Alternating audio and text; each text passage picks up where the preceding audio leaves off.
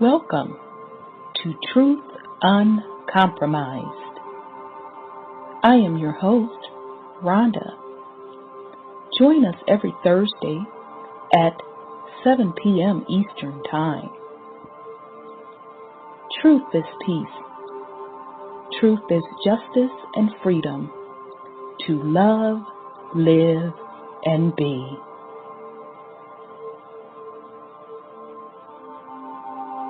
Music provided by SourceVibrations.com.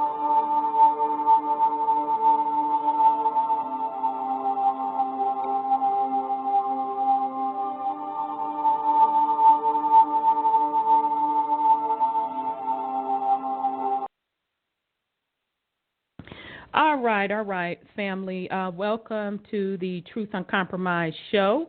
My name is Rhonda, and we have a great show planned for you tonight. Before we get started, that song that Black Butterfly by Sister Denise Williams, I was trying to play all the way through. I am dedicating that to our beloved brother, Thomas Howard. He transitioned Tuesday.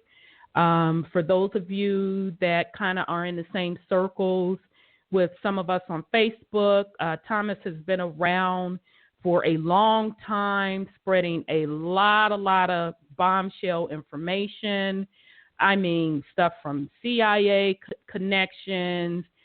Oh, he just, anybody that was connected to Thomas on Facebook know the level of information that he would share with us. A lot of the information he either ran across or he researched himself.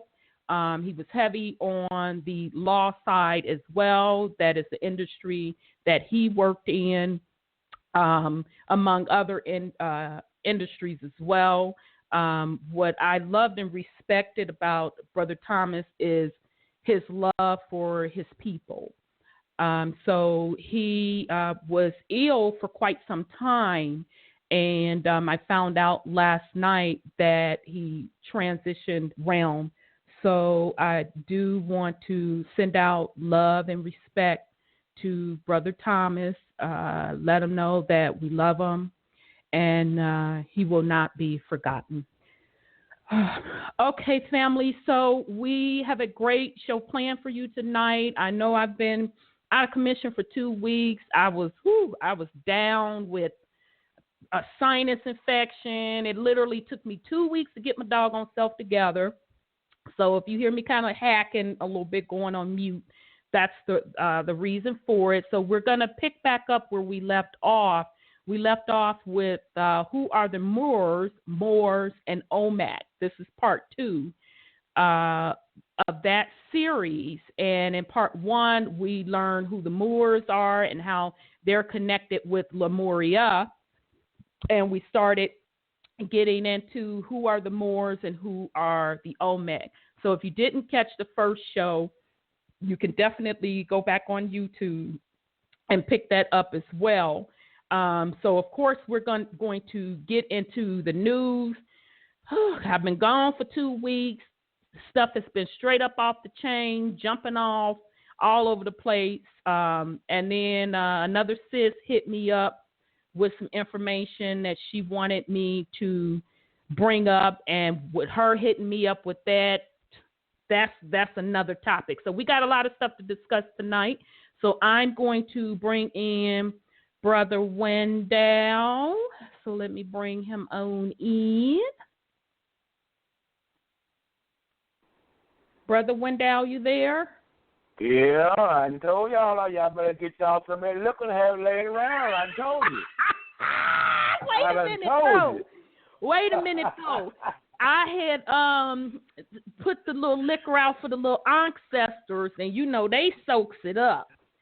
And then I wind up getting sick, just being around other people that's sick, and my immune system couldn't take it no more. But yeah, I'm gonna have to keep me a fifth of some brown little liquor, and I should have made a hot toddy. That was my fault. I didn't make that hot toddy to knock it out. Yeah. So, how you been doing? Well, all right, man. This weather been up and down like I don't know what. Crazy. Yes. One day you in flip-flops and a bikini. The next day you got to put on a winter coat. It's crazy. It's all over the place. All over the place.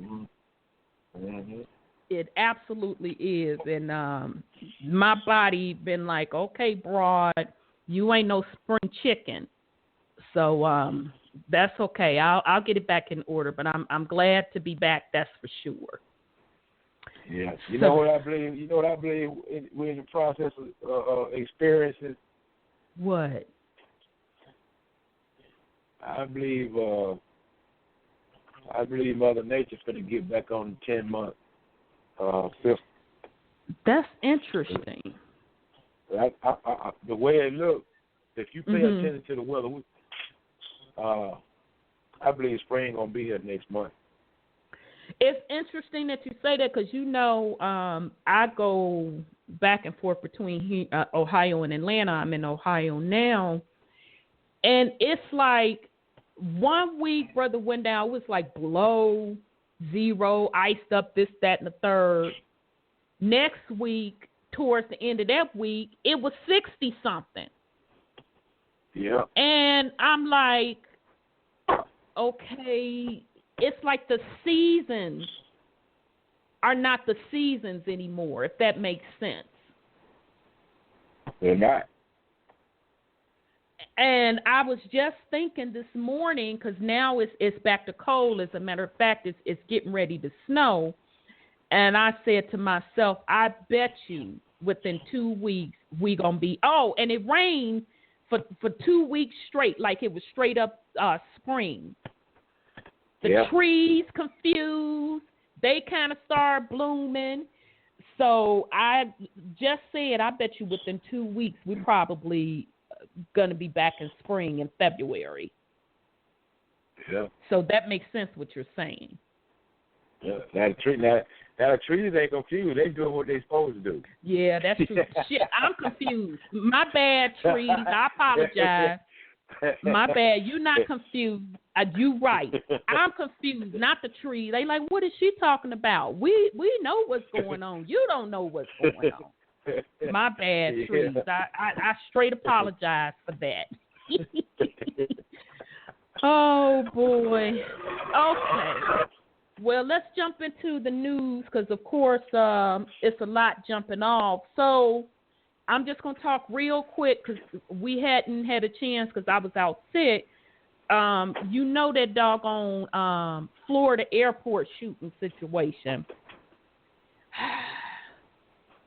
Supposedly at Fort Lauderdale, if I'm not mistaken. Supposedly and allegedly, somebody bust up in Fort Lauderdale Airport when you picking up your little bag and start shooting, and supposedly and allegedly some folks died. So I'm minding my business, and I see this breaking news story, and so I'm looking at it, and I'm seeing these people haul ass down the where the little planes are parked, but it didn't look natural.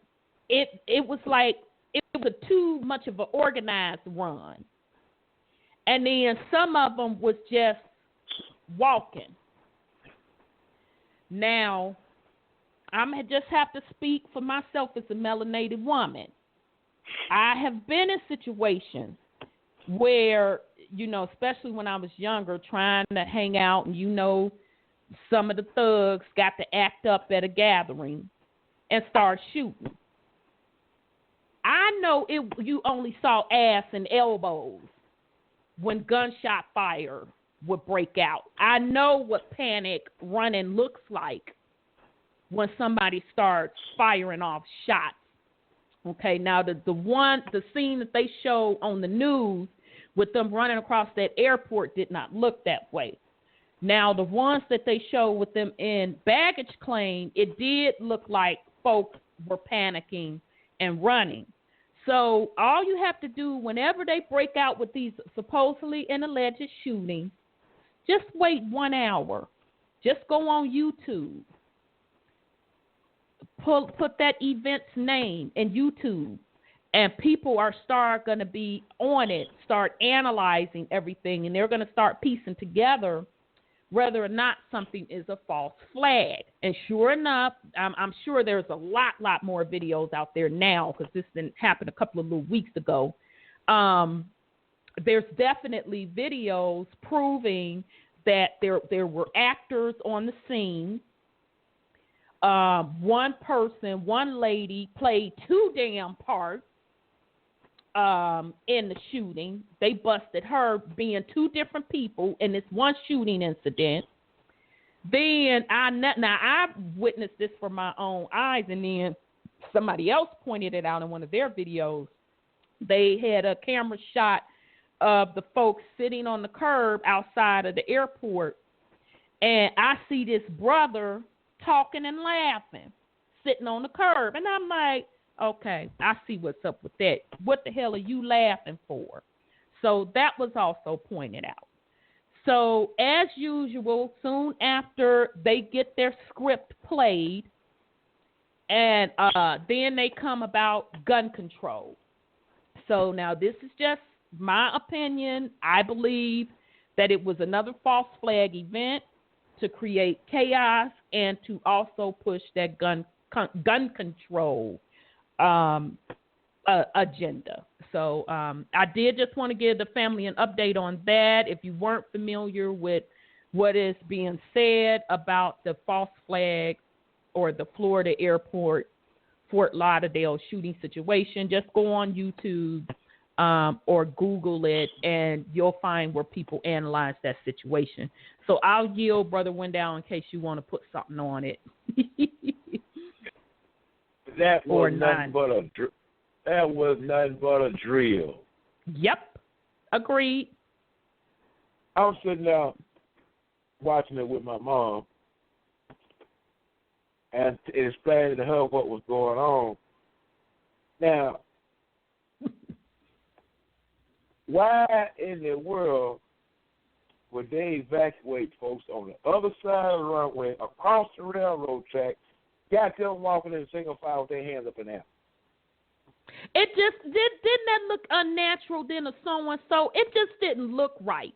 It didn't look right at all to me. That's a drill when you have folks doing stuff like that. I mean, they're on the other side of the runway, way away from the building. Yep. Across the railroad track. But they walking in single file with their hands up in the air. That's what I'm saying. It was just too organized. It just didn't seem right to me. Agreed. And guess what Mama said? What? She said, "What are children?" Because in that whole thing, you never saw one, not one child. Yep. Somebody else pointed that out in one of their videos. Where are the? You mean to tell me nobody had no children? Right. You ain't finna at no airport. I don't care what day it is. I don't care what holiday it is or not. If an airport is that big and that many people there, you gonna see some children. Oh yeah, you definitely gonna see that for sure. Absolutely. So yeah, so far as I'm concerned, it was a false flag / drill, because that's usually what they do when they do these particular events. It's a drill, and the people that are participating in it, they are actors. They are paid actors. Yeah, and now you got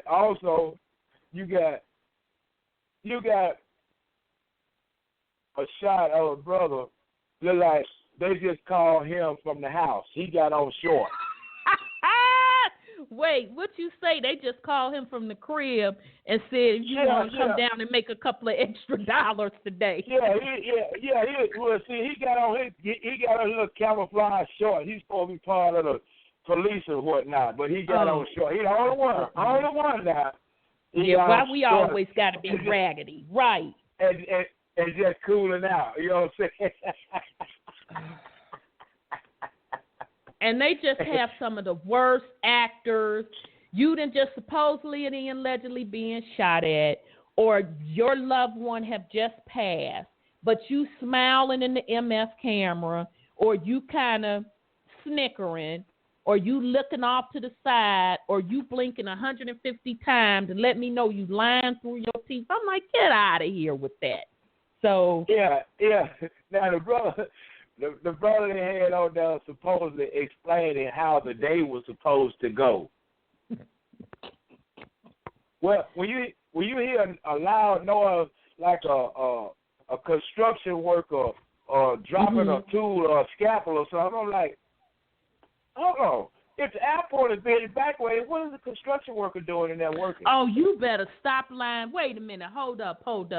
You trying to tell me they doing a little interview, giving a play-by-play of what allegedly and supposedly went down, but the construction worker in the background working? No. This is what the guy, it was a brother. I forget what his name was. He was actually on first, doing a little play-by-play and telling the media how things are supposed to transpire during the day because of that type of event. Oh, okay. And he's going to say something about a construction worker working, might drop a tool or a scalpel or something. Every time a noise like that happens, of course, people going to start running. Get out of my face with that, man. What do that have to do with anything? I'm saying, if the airport has been evacuated, there ain't going to be nobody there doing nothing, working. Wow. So when you come up with... So he wasn't following his script. Apparently, he kind of got off script a little bit there. Wow. Yeah, he was on script. He just thinking wasn't nobody listening that far. That's what it was. Wow. Well, yeah, they be on some of that bull crap, that's for sure. So, all right. Well, yeah. So that it is what it is on that, family. The other piece in the news, it's been a lot going on with Trump card. So let's get on him real quick. I have heard so many different on Trump card, aka Pres-elect Trump, that I don't know what to do. Some are looking at him, quote, quote, is he going to shake things up, this, that, and the third. Some are looking at him as the fact that he's going to shake things up. He's going to set things right. Some are looking at him as the Antichrist. So it's just been a whole lot of wild things going on. I've been seeing many things. He came in office the day that he was sworn in, immediately started signing executive orders. They're stopping the Obamacare. They're trying to totally shut that down.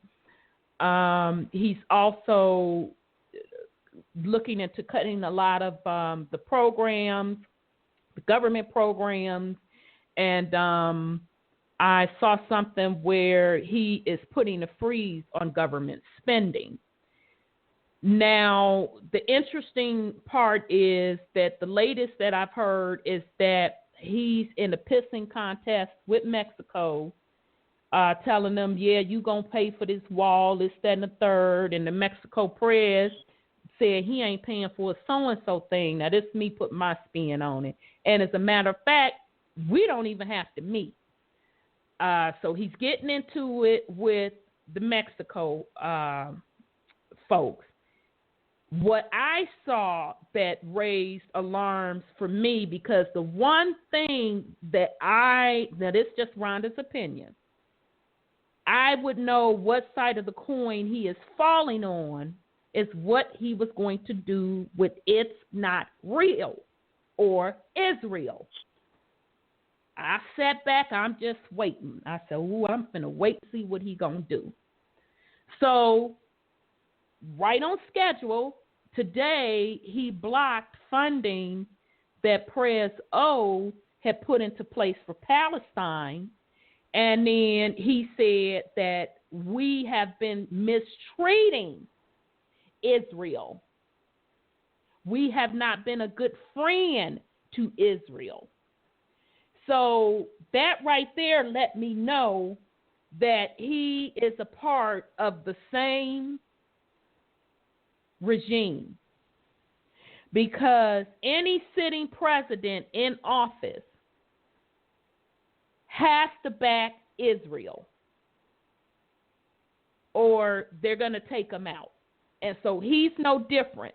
He's been in office 8 days? Well, 6 days. 6 days. And already he has given us his position on Israel. Now, this is just Rhonda's opinion. I think he will be the sitting president that will be in place as the system continues to collapse. Okay? Because it's to the point now that it's going to have to collapse because nobody is being able to sustain themselves. Now there's even talk with China trying to hold up their piece of the bargain with trying to maintain their currency because everybody else around the world system is collapsing. So now that's just my take on Trump. I think he's going to keep putting messages out there where he's going to buck the system on some things, but on like the really, really key, critical, important things, he's not going to buck the system. And one of them he has already proven that, which is putting a hard stance on Israel. I think he will just be a sitting president that will be in place as the system collapses. So I will yield, Brother Wendell, in case you wanted to put something on it. It is real interesting. Yes. For anybody who haven't yet, go and read HR 193. Yeah, let's talk about that. I knew you was gonna bring that up. What is HR 193? That's what the United States withdrawing from the UN. From the UN. Yep. Yep. And also it's which is huge. Let's be clear. It's cited as the American Sovereignty Restoration Act of 2017. Yep. Now you can go read that, but I'll tell you what's at the end that you got to pay attention to. Okay, break it down for us. Section 13, effective date. Except as otherwise provided. That's code right there. Except as otherwise provided. This act and the amendments made by this act shall take effect on the date that is 2 years after the date of the enactment of this act. So, in other words, go ahead. You just use your own imagination and try to come up with what is the except as otherwise provided. Yeah, but what do you think that means? They get some order from somewhere. Exactly. And do you think it had something to do of when the system will be dismantled? Yeah. Yeah. I do too. And it's interesting. I'm sorry.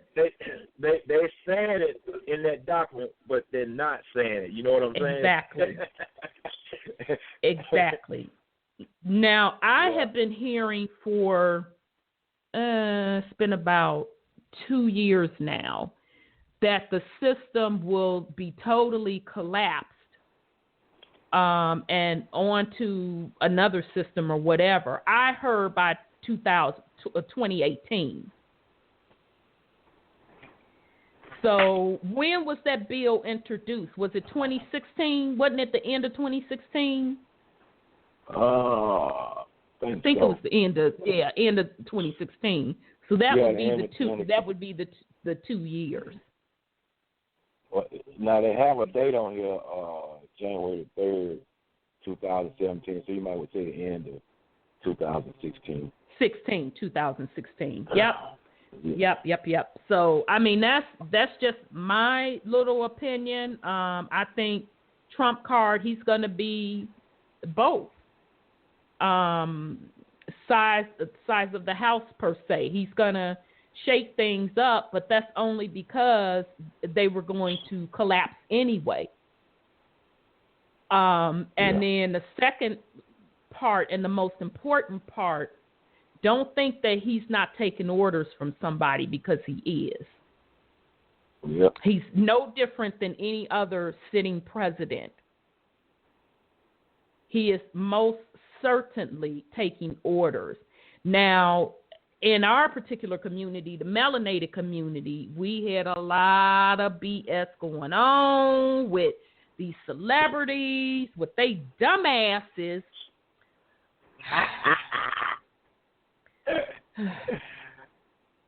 Skinning and grinning, you know, and y'all know all the ones that I'm talking about. So, you know, people in the melanated community, they're upset with them, calling them coons, this, and the third.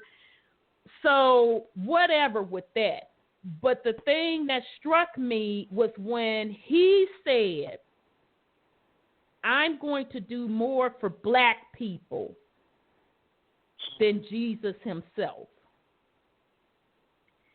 So I kind of chuckled to myself, because to me it's almost talking in code once again. It's like, once again, the melanated folks have to be a topic of discussion with these particular group of folks, and he's setting himself up or trying to throw hints out there that he's going to be the quote, white messiah per se.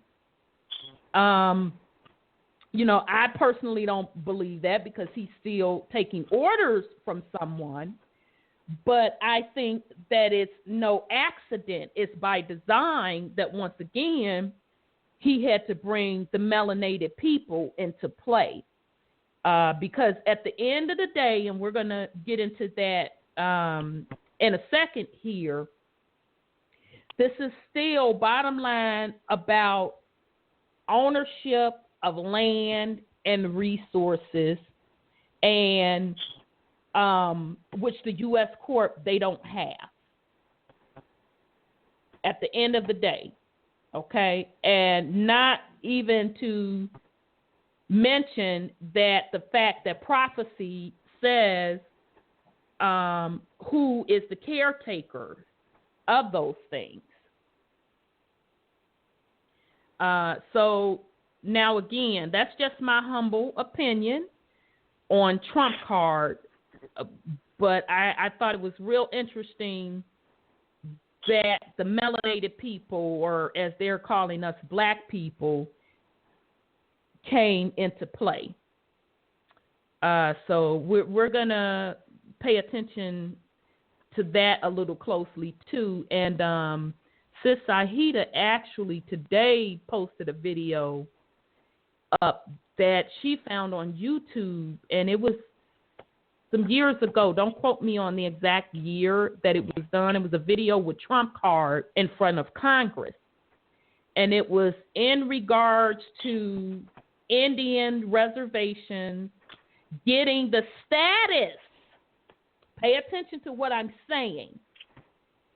Getting the status of being an Indian, with the right to have your own nation, with the right to be exempt from taxes. Trump was in front of them saying pretty much, well, y'all just giving that status to anybody. I see a lot of people running around that don't look like they are Indians to me, that you are allowing them to claim that status as an Indian, and therefore they're getting the ability to not pay taxes and get the casinos, woo, woo, woo. So he was challenging them, prove to me how they're claiming that they're Indians because they don't look like Indians to me. And then he said, now this was only like a 2-minute clip, y'all, 2 or 3 minutes, and it just said so much volume. Then he went on to say, I don't pay taxes. I listened to that clip 3 times. This is not the first time that taxes have come up with Trump. You got people screaming, saying he needs to pay. He needs to show us our income tax, and he like, for what? And I'm going to tell you all something, and some of you will know where I'm going with this. The reason he's not going to show them any taxes, he don't pay any taxes, because him and most of those other ultra-rich people don't operate their stuff publicly. They're all working out of trust, working on that private side. Okay, so I'm only bringing all of this up to you because Trump is about the first one that I have known that talks openly about operating out of trust, operating in the private. He don't pay taxes. And I was shocked to see that video where he stood before Congress challenging them. Will prove to me who you're claiming to be an Indian. So it's going to be real interesting to see all of the crap that come out under Trump. I think he's going to bring out a lot of truth, but he's not going to lift anything up for you and bring it across no finish line for you. That's not going to be his job, because he still answers to people. He going to put it out there and see who's going to catch on to it. It's up to you to catch on to it. So with that, I'm going to yield, Brother Wendell, in case you want to put something on it. See, Trump knows a lot more than people give him credit for. I agree. And he knows that what he was speaking of is them $5 Indians, the descendants of them $5 Indians. Yep. I was shocked that dude talked about that. He know who and what they are. Now, I went back home to Alabama to visit a couple of weeks ago, and I had the pleasure of meeting an Assyrian. Interesting. And this guy sitting there talking about when he was in prison. He said, I got so sick of telling these people in jail, in prison, there ain't no Indian with no white hair and blue eyes. Right. And he said, by the way, I ain't no white man either. That's right. And I was sitting there telling my uncle, see, I told you. Right, because, they don't want to believe what we say. Right. Yeah, see, what I've been telling him been blowing his mind. And then just so happened, this friend of his show up, and he just started talking about this stuff. Yeah. And you didn't have to. It had to flow that way because he just validated for you what you had been talking about. So yeah, I was shocked that Trump card brought up about pretty much he was putting them on notice about that $5 Indian situation. And so when you hear them asking him for his taxes and him telling them, I'm not going to give you no taxes, that's why. Because he don't operate publicly. He got everything tied up in trust, and that's just that. He don't pay taxes. He ain't the only one. Most of them do that. Okay? And that's why he looking at them saying, what the blank you asking me that I'm a businessman. So just pay attention to what he's saying. He is putting a lot of truth out there, but don't by no means use him as a dependency thinking he's going to do something for you. It's not going to happen. He still has orders that he must follow. But I truly believe he's going to be the last sitting president as everything is changing over. Yeah. Now I also asked this Syrian. I said, well, I said, well, what did the original Indians really look like then? He said they were dark skinned. Mm-hmm. Now you asking him this. You ain't prompting him or nothing. No, I ain't talking. That was my first time. He just happened to pop up. My uncle said that looking crazy. I said, I told you. And the brothers that was sitting there, they looking all crazy. I said, hey, man, it is what it is. Yep. Y'all been lied to. Yep. Or we've been lied to. Exactly. Yeah. Absolutely. It is what it is. If you want to join the discussion, I'm sorry, Brother Wendell. Now, of course, I had to ask him a couple more questions because he said he was from Syria. He was born over here, but his people are from Syria. Mm-hmm. I know you was like perked up. I said, well, did your people tell you anything about that area up there in Turkey? Because you're right across the way. You know what I'm saying? Right. You don't know nothing about Baalbek in that area up in there? You know what I'm saying? Well, right. My people didn't tell me too much about that. I said, okay, I get it. They gave you enough just to let you know who you are and who other people ain't. Right. At least they gave them that much, hell. At least, yeah. Most of us still don't know that, meaning melanin, and even the Caucasian people, hell, they don't know. So everybody been lied to. Yeah, everybody has, and that's what all of us need to realize, that everybody has been lied to, but it is our responsibility, especially those of us that are now coming into this type of information. Everybody has a responsibility to do your own research. Don't depend on nobody to walk you through a damn thing. Yeah. Now, let me tell you do something. Your research.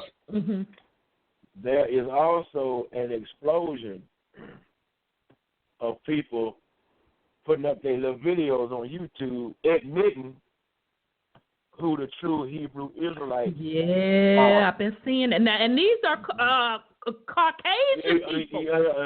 A lot of them, quote-unquote, rednecks, too. Yeah, sure is. Sure, with the deep Southern accent, they telling it all. You absolutely right. As a matter of fact, while I'm at, this was another thing that happened while I'm at home visiting. One of my uncle's friends, Caucasian, we sitting there talking and listening to some DVDs, because I recorded some DVDs and took them home for him. And he's sitting there listening to all this stuff. And how about she goes home and confronts her mother, asks her, is that stuff true? A Caucasian lady? She goes home. Now, let me show you something. This woman is in her 50s, if not her 60s. Okay. She leaves my uncle's house, goes home and confronts her mother, asks her mother about that, and her mama had to tell her, yeah, it's true. What?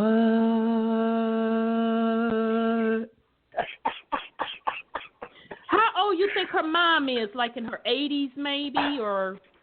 She's in her 80s or 90s or somewhere. Yeah, she would have to be, huh?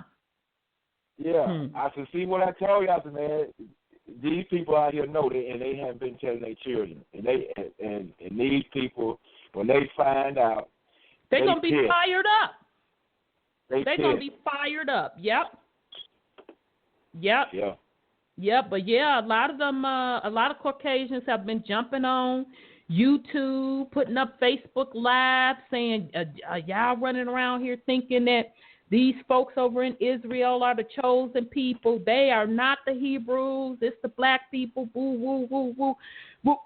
And one guy went so far as to say, because he don't want to suffer the wrath for when everything gets turned back over.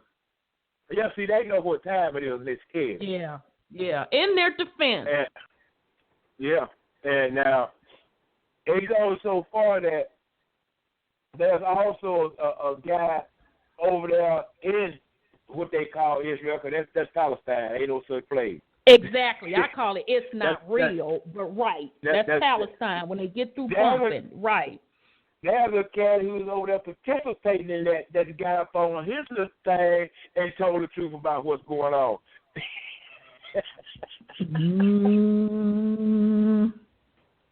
Yeah, it's to the point now that it definitely can't be hidden anymore. You know, my take on it for the melanated folk is we cannot, well, I take it this way. We should not still be depending on other people to do some shit for us.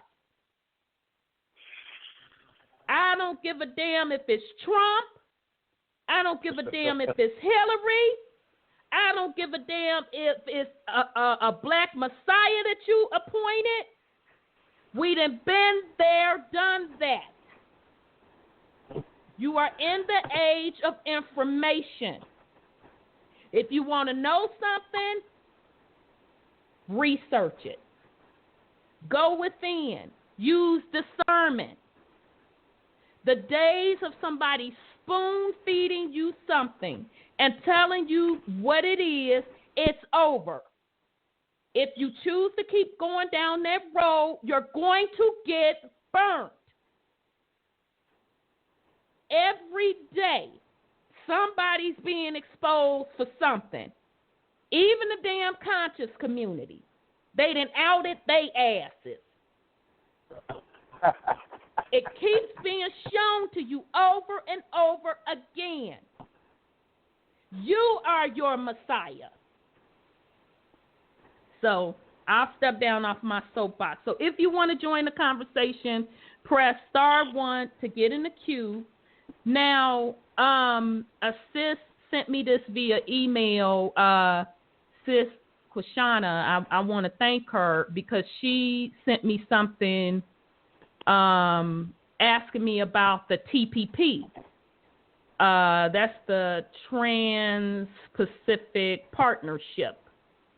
And that was a trade agreement that Trump card came in and pretty much at the stroke of a pen shut that ish down. That's one of the trade agreements that Pres O put into place. Let me bring in this call right quick. This is 215. I think you have your hand up. Hold on. 215. 215. Hey, beloved, how are you? I am great, and I'm glad you're feeling better. And I have thanked both of you because of what you both just said.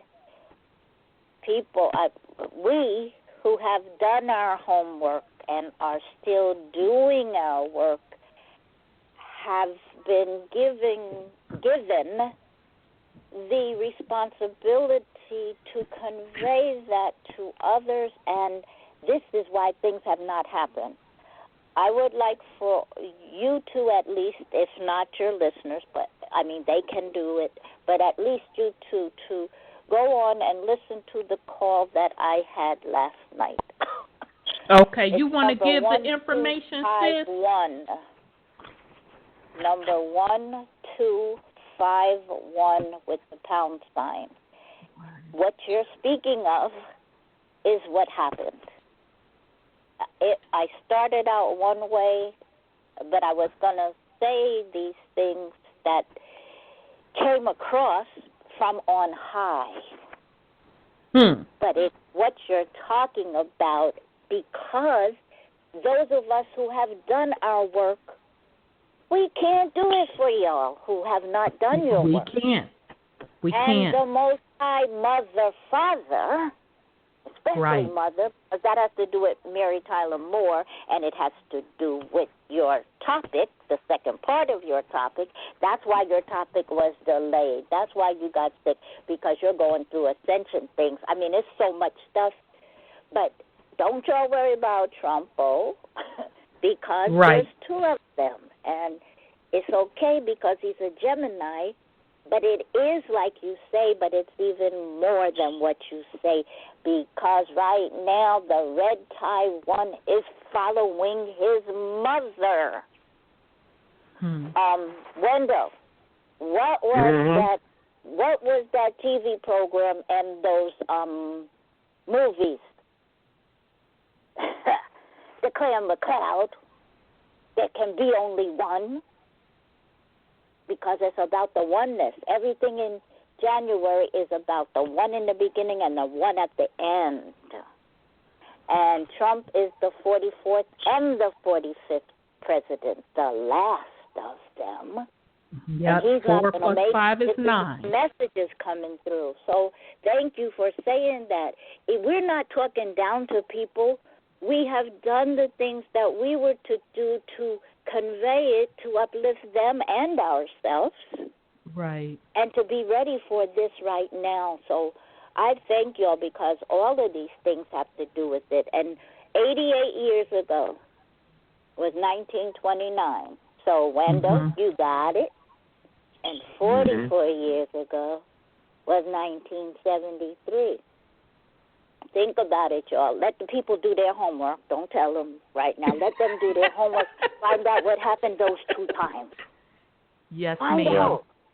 Yes, ma'am. And then watch if people don't pay attention. Their attention span is too short if they even got it.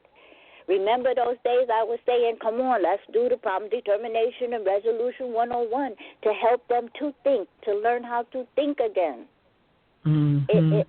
It's about their own internal computer. Right. And who that boy really is. But it don't matter. You have to do it for yourself. You have to. The foot games, too, the colors, the energy. It's a call to action, because this is the action world. Yes, it is. Emanated the first world, and the second and the third. And now it's 4. But if you ain't in your own stead standing tall, then you're not going to go. But you're going to be asked a question. Are you ready?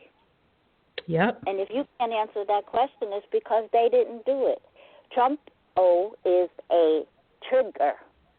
The trigger is to pull that sling back and get you to do what you're supposed to be doing, if, in fact, you haven't done it already. If you've done it already, then Mother and Daddy are saying, okay. But each time the thing gets emanated in the first world because of your proper thoughts, if the people don't sustain it, then that's when it drops off, and then they get disappointed asking us about the physical stuff because they don't want to deal with the metaphysical and the whole of everything, the one. Trump's mother's the Clan McLeod. She got the shit. She passed it on to him. He's trying to fulfill and close those open wounds of his childhood, the real inner him. Good and bad and everything, Wendell. Remember? Yeah. It's all good. It's just all good. I thank y'all. It's immense. Thank you. Mary Tyler Moore is a Moor. Yeah. Ooh. Mary Tyler Moore is a Moor. Thank you all so much. Thank you, Sis Lioness. Love you. Email me the information for the show, for the replay. Oh, yeah, because in there is something for what you're going through right now, too, okay? Okay, love. I appreciate take some lemon water tonight with a little bit of Himalayan sea salt. Okay. That's the other thing that's happening. His swamp thing, the same thing that's happening inside of you, inside out, not outside in. Tell people, stop looking in the mirror and seeing somebody other than who you really are. If you see in yourself and love yourself, and come on, because it's a wonderful time just around the corner. Yes, absolutely. Thank you so much, Sis Lioness. Thank you. let me give you a bombshell. I'm not even looking for this, right? Mm-hmm. I thought I was gonna call. I'm on YouTube, checking this and checking that, and seeing who's saying what and what's what. And how about this video jump up there? I think this thing was published in, I think it was 2010 or 2012. And an older gentleman sitting here talking about who the Hebrew Israelites are. Interesting. Okay. But guess where he was getting the information from that he had found? Where? Off of a cuneiform tablet.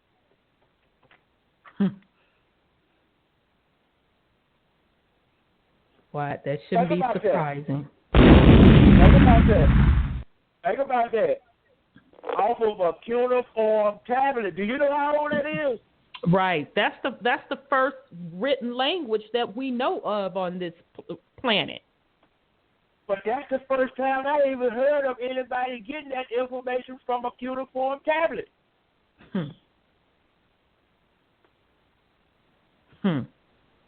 None of it is coincidence. I was just bouncing off the wall. I was like, oh, wow. When I ran across.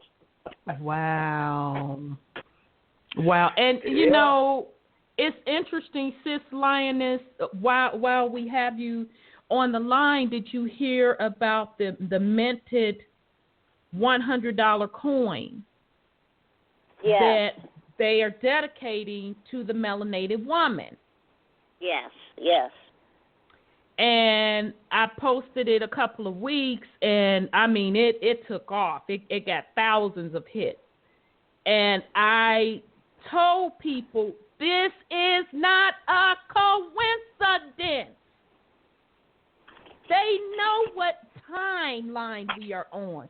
They know what age we are in. May I say something else? Know. Yes, ma'am. Okay, over the so-called, whatever people want to call Christmas or whatever, okay? I went to get something for somebody and myself, and as I'm so-called paying for it, I'm always watching everything. People are not they're micro. You know, they have to open up their passageways so that they can think and breathe and see and hear. So I'm looking in cash register.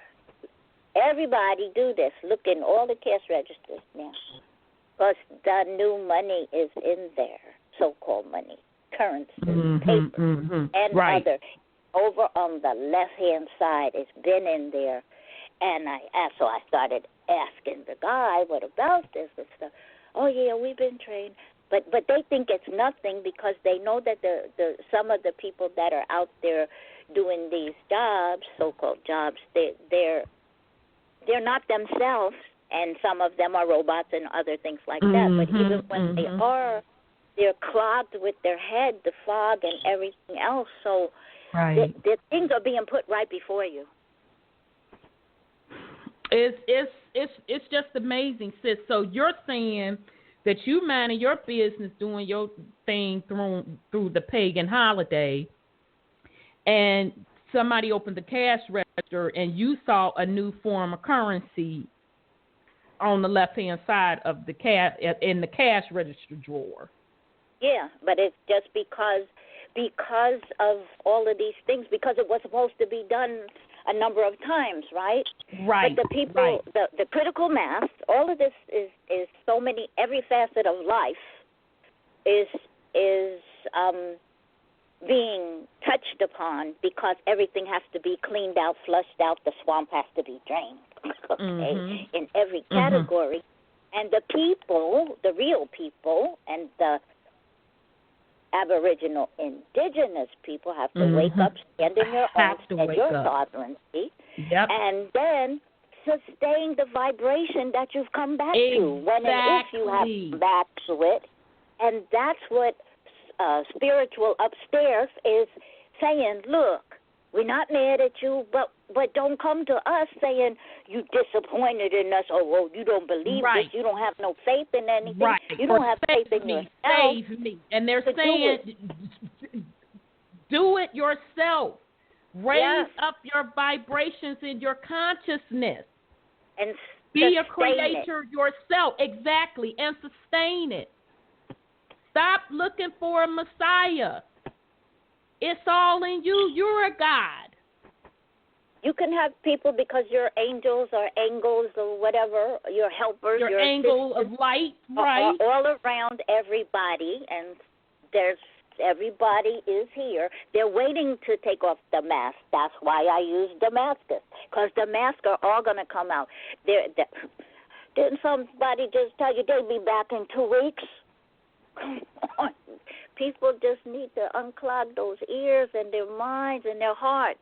Just love yourself, and all of this will unfold right in front of your eyes.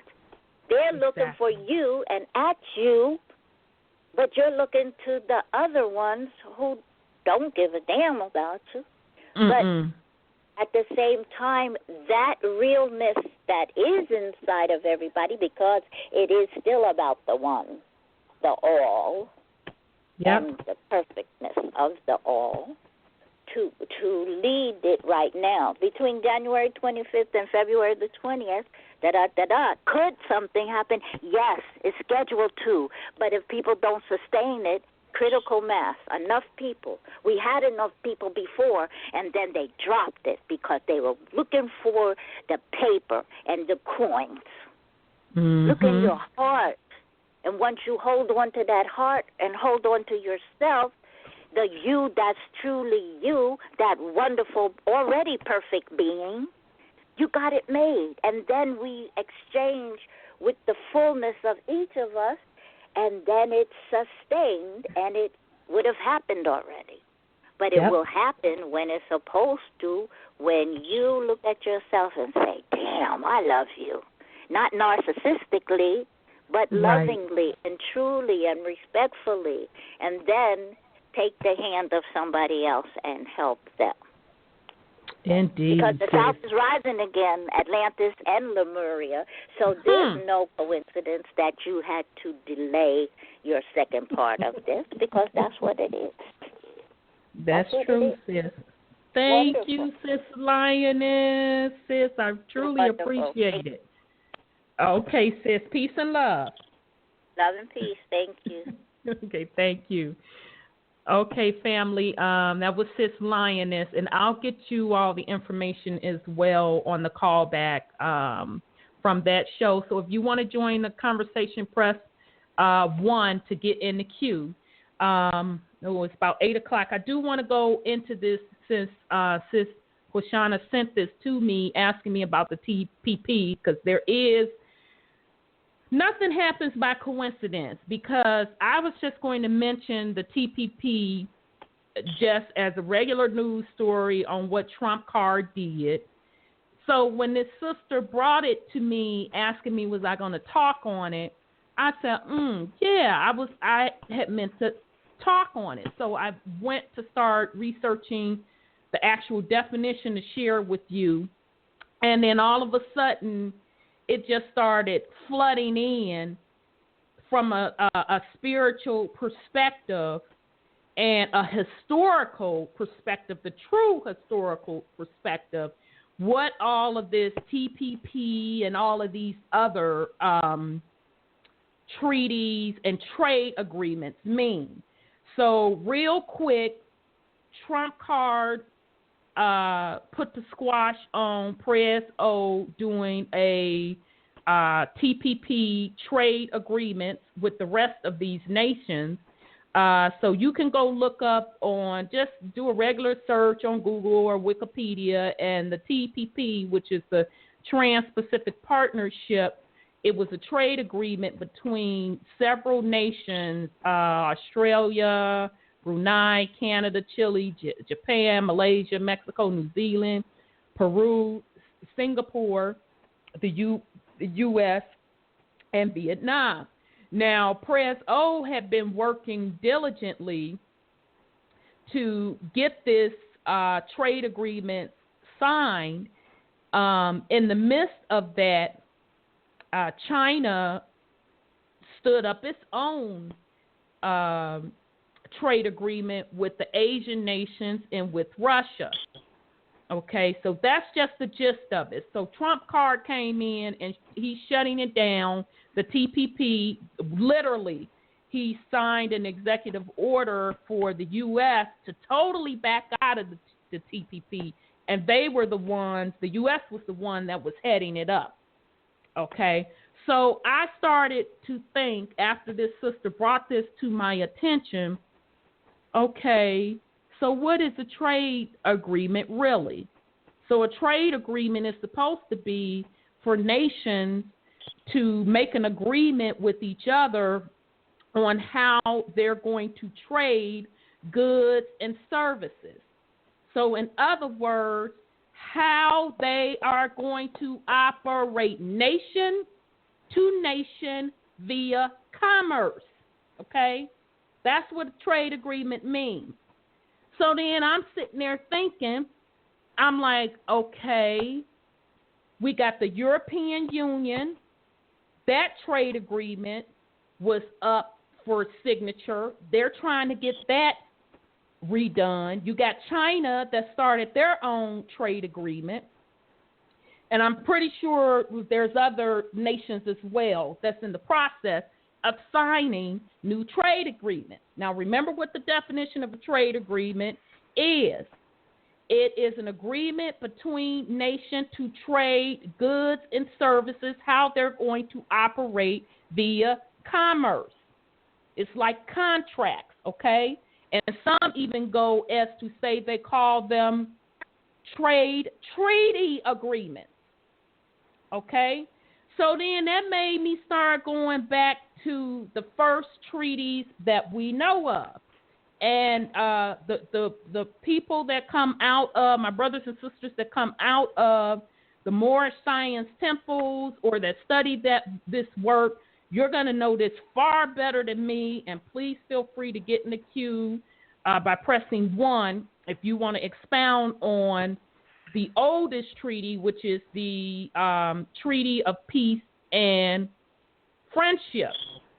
Late last year, I literally pulled up that treaty out of the government, the Library of Congress information, and I think I also pulled it up out of one of the universities, and I literally started reading through it.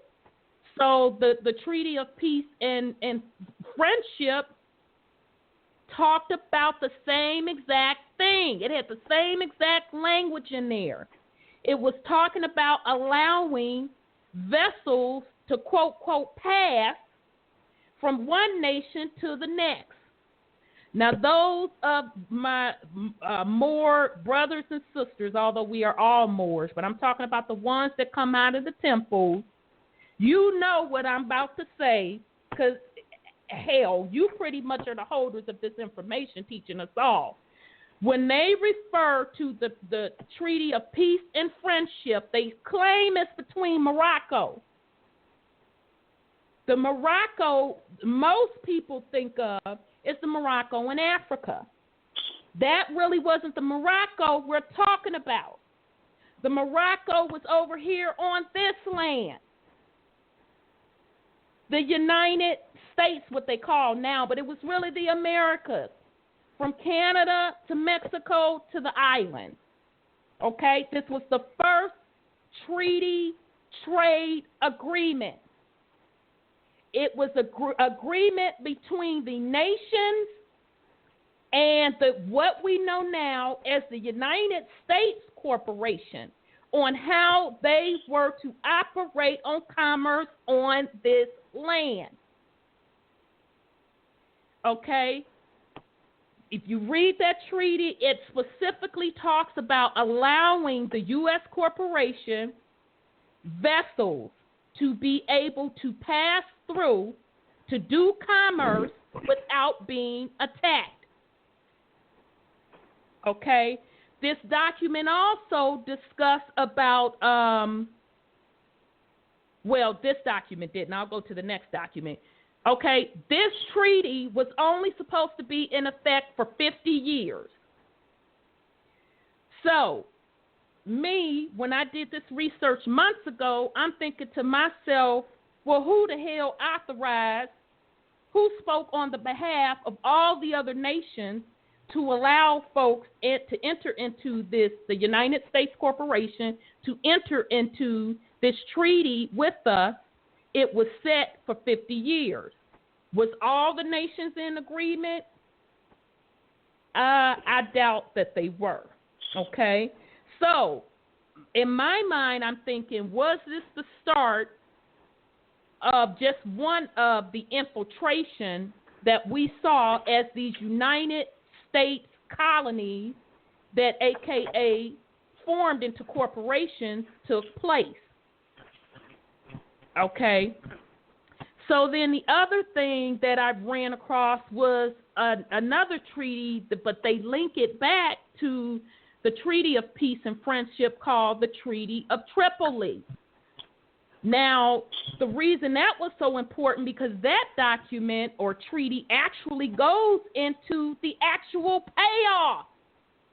It specifically lists the person that was representing the Morocco, quote, quote, nation and other nations within the Morocco Empire that received payments to allow the U.S. court to pass their vessels on the Morocco's land.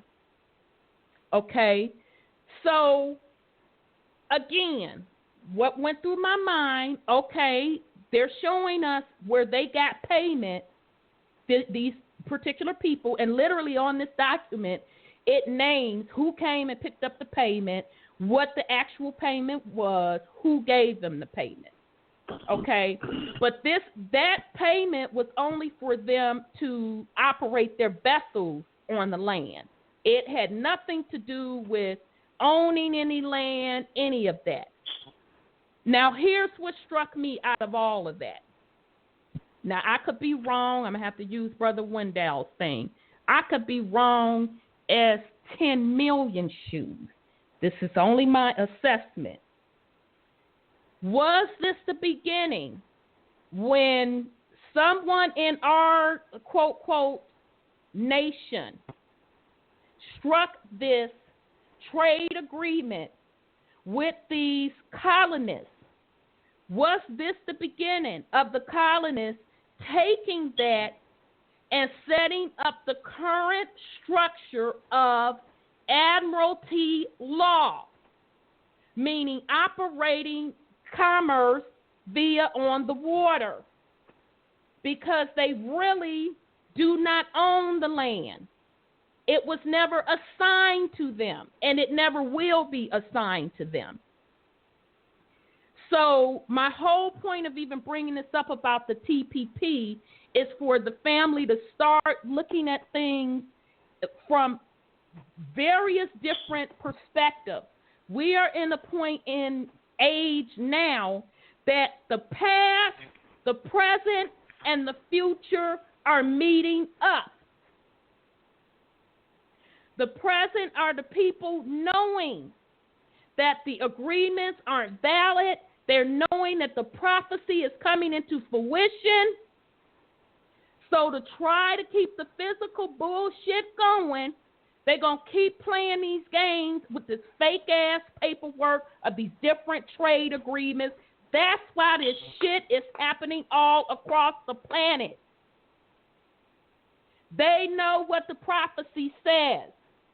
They know that we are in an age that they cannot control the people, their essence, or their spirit.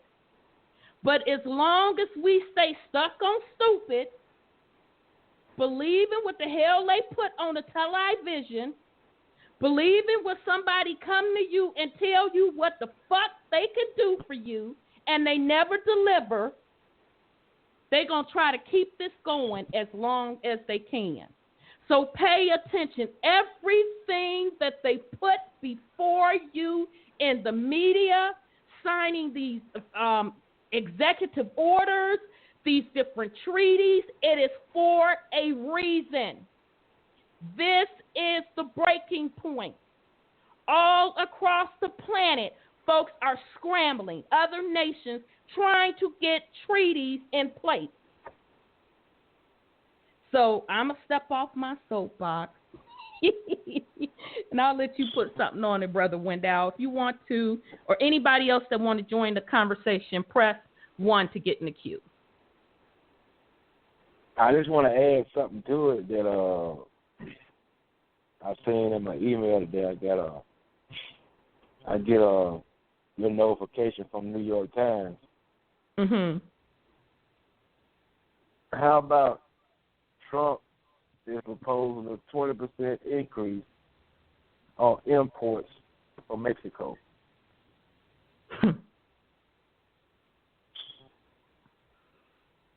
It now, don't surprise me. What does that have to do with anything? To the article is for them to pay for that wall he talking about building. Oh, yeah. I remember him saying that. Yeah. So, better pay attention because the avocados from Mexico and all that other stuff, the price already been a trip, but it's going to be something else here in a minute.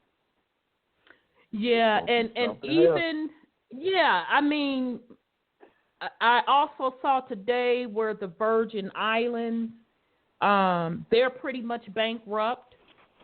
They're saying that they're basically at the same point that Puerto Rico is. And I'm looking at now all of the places we just mentioned, Mexico, Virgin Islands, Puerto Rico, that is all still a part of the Americas. That was part of what we call, quote, quote, Morocco. And I'm sitting here looking at all of this, all of those islands, South America, a lot of those nations that have went bankrupt, where their currency has collapsed. None of this is a coincidence. This all has to happen the way it is, but as Sis Lioness pointed out, we have to start taking ownership of our own destiny. So I'm just going to leave that as that. So thank you, Sis Kushana, for bringing that TPP to me, because when you brought it back to me and I started thinking about what those trade partnerships or treaties really meant, it kind of took me back to the other stuff and how they built the foundation on how to set something up with operating in admiralty. And for those that don't know what I'm talking about, go do some research on what admiralty law is, and then you'll enter and understand what I am saying. That is the corporate side that they are showing you, and that they are saying that you must be under, but that is not the proper rule of law. And we've always been operating on two sets. One is de facto, and one is de jure. De facto is the corporate side. De jure is the true, quote, quote, law or common law side. So do a little research on that, and hopefully it'll make a little bit more sense about trade agreements and treaties. Okay, so let's see where we are here. We're about 22 after. Let me just read real quick. Let me just go through and see any other blaring things we needed to talk about. Only thing I do want to bring up, I think we spent enough time on Trump card, but pay attention to what he's doing. He's sitting in that seat for several reasons. And you got to look at the spiritual aspect at it as well. He's not going to be a savior. He's not going to be a Messiah. He's not going to work with nobody that's going to save you on your behalf. That's not what this is about. This is about you as a divine being that is connected to the source, the creator of all, prime creator, mother and father, you being the direct descendant of that, taking back your rightful place. That has to happen within first. If you don't fucking feel you're free, nobody can set you free. Freedom starts with freeing within your mind. Then the rest will follow. Okay, so then the other thing that I ran across that was real interesting, they're starting to admit in public now that they're messing around with DNA and making synthetic DNA. They literally, an article came out in RT News yesterday saying scientists add letters to DNA alphabet to create semi-synthetic life. So I'm not going to read the article, but the gist of the article is that they're basically trying to create another another synthetic DNA strand. So in other words, they're trying to add another DNA strand and they're doing it with microorganisms. That's what they're testing it on. And they're trying to see, by them adding this synthetic DNA, that it will indeed take and they will be able to sustain it. Now, let me tell you what's really going on. Let's look at this from a spiritual aspect. This is trying to recreate that melanin God DNA strands that you have within you. Because again, we are in the age that we are changing.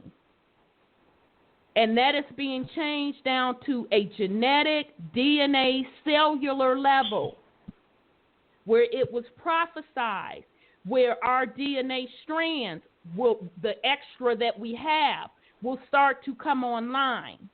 Now, we talked about that the last time I was on the air. They know who you are. That's why they test you when you come into this world. They're looking for people with that DNA makeup that has that, quote, quote, God particle. So now I shouldn't be surprised because they have no choice but to start to disclose this information. It's up to us to look at it, use discernment with our third eye to see behind it. But they're literally coming out saying they're trying to create a synthetic DNA strand. Now they're claiming to test other drugs, bull crap, because they've been testing drugs on the melanin particles for the longest because that's the oldest and the strongest, okay? So that's not the reason. Now, this is just my take on it. The reason that they're trying to do that is trying to recreate you. What you already have in it. In you. They show you this every day in their movies. You're the X-Men. You're the Superman. It is you. You're the quote, quote, mutant. That is your DNA strand and cellular level that is coming online when you tap into it. So that's just another thing to pay attention to when you start seeing articles like that. So I'm going to pause in case you want to put something on it, Brother Wendell. You can keep rolling. Okay. All right. So what we're going to do now, we are going to, because we're about 8:30, and I definitely want to pick back up where we left off on the last show. So the last show we start getting into who are the Moors, Muurs, Moors, Moors, and Olmec, and how are they connected, and how are they connected to us. So in the first series, we went over Moors, Muurs, and we talked about how that particular group of folks, our ancestors, they are tied directly to Atlantis and Lemuria, and we, which are the two different land mass on this planet. Lemuria is on one side. Well, isn't the Atlantis on the East Coast side, and Lemuria is on the West Coast? Wait a minute, I got a little map here because I purposely put a okay, I got that right. Yes. So you had one on one side on the East Coast, one on the other side, and they were land mass. So supposedly some tragic event happened on this planet, and some say there was a celestial battle, and Mama Earth was involved in it, and I'm not sure if that's when she was Tiamat, known as Tiamat, when she was twice the size, or if this was way even before that. Some say it may have been before that. We were different beings per se. We were on a higher dimension. Okay, the atmosphere was different. That's when things were, they actually call both of those landmass now where they have crystal cities. The vibration rate was a lot higher. Okay, but something happened with the celestial battle. This planet was not only changed, where those landmass literally sunk to the bottom, but also the planet Maldek, which also set in our solar system, and I forget which planets Maldek set in between. So don't quote me. I want to say Saturn and Jupiter, but don't quote me on that.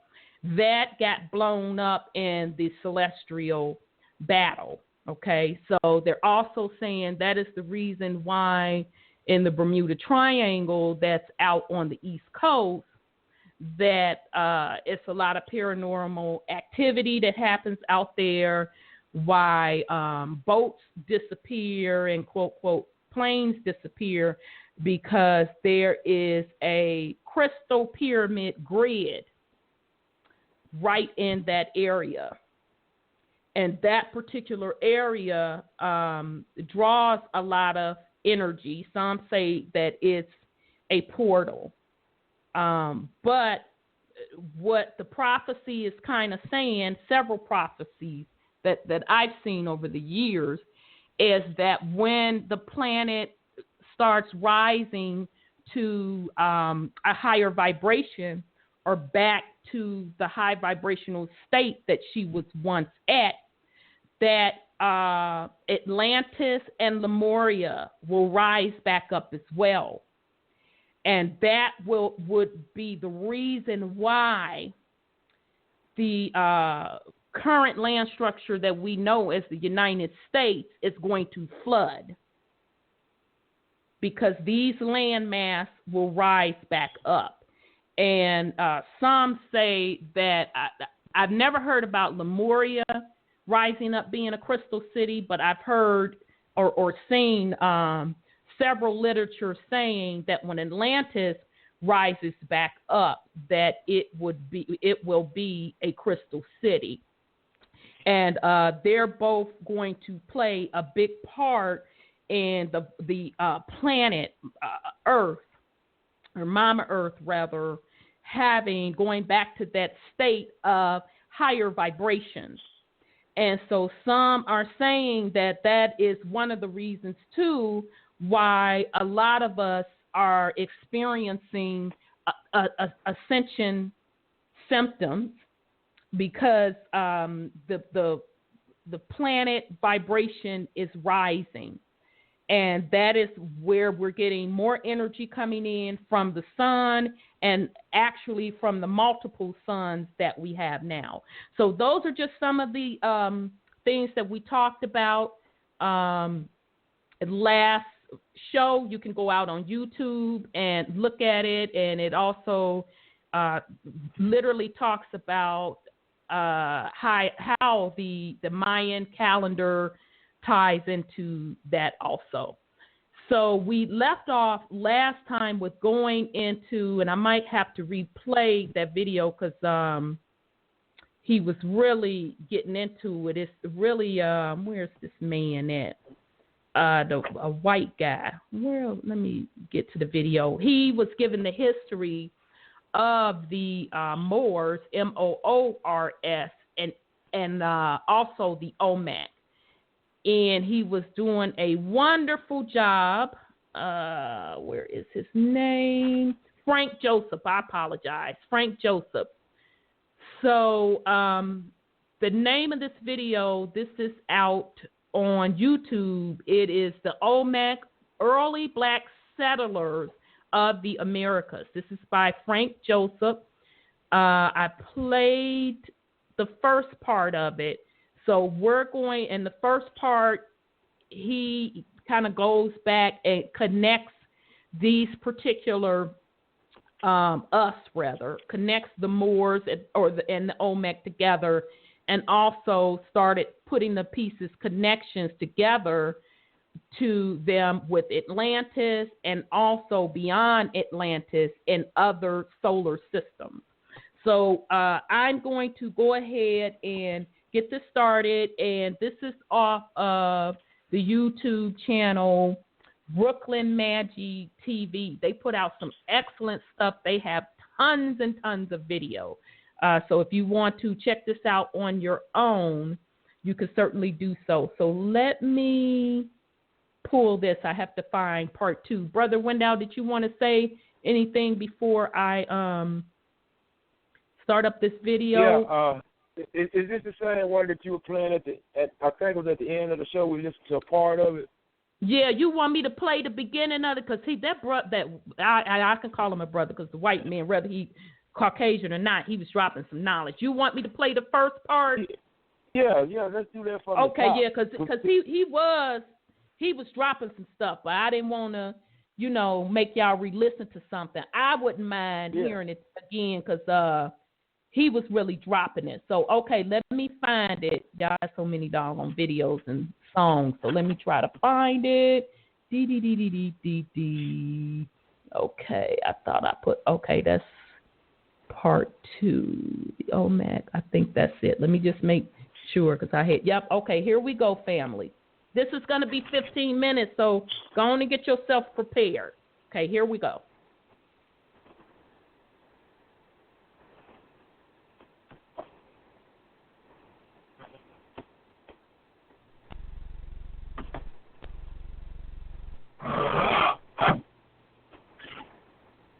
New discovery, which has not yet been published.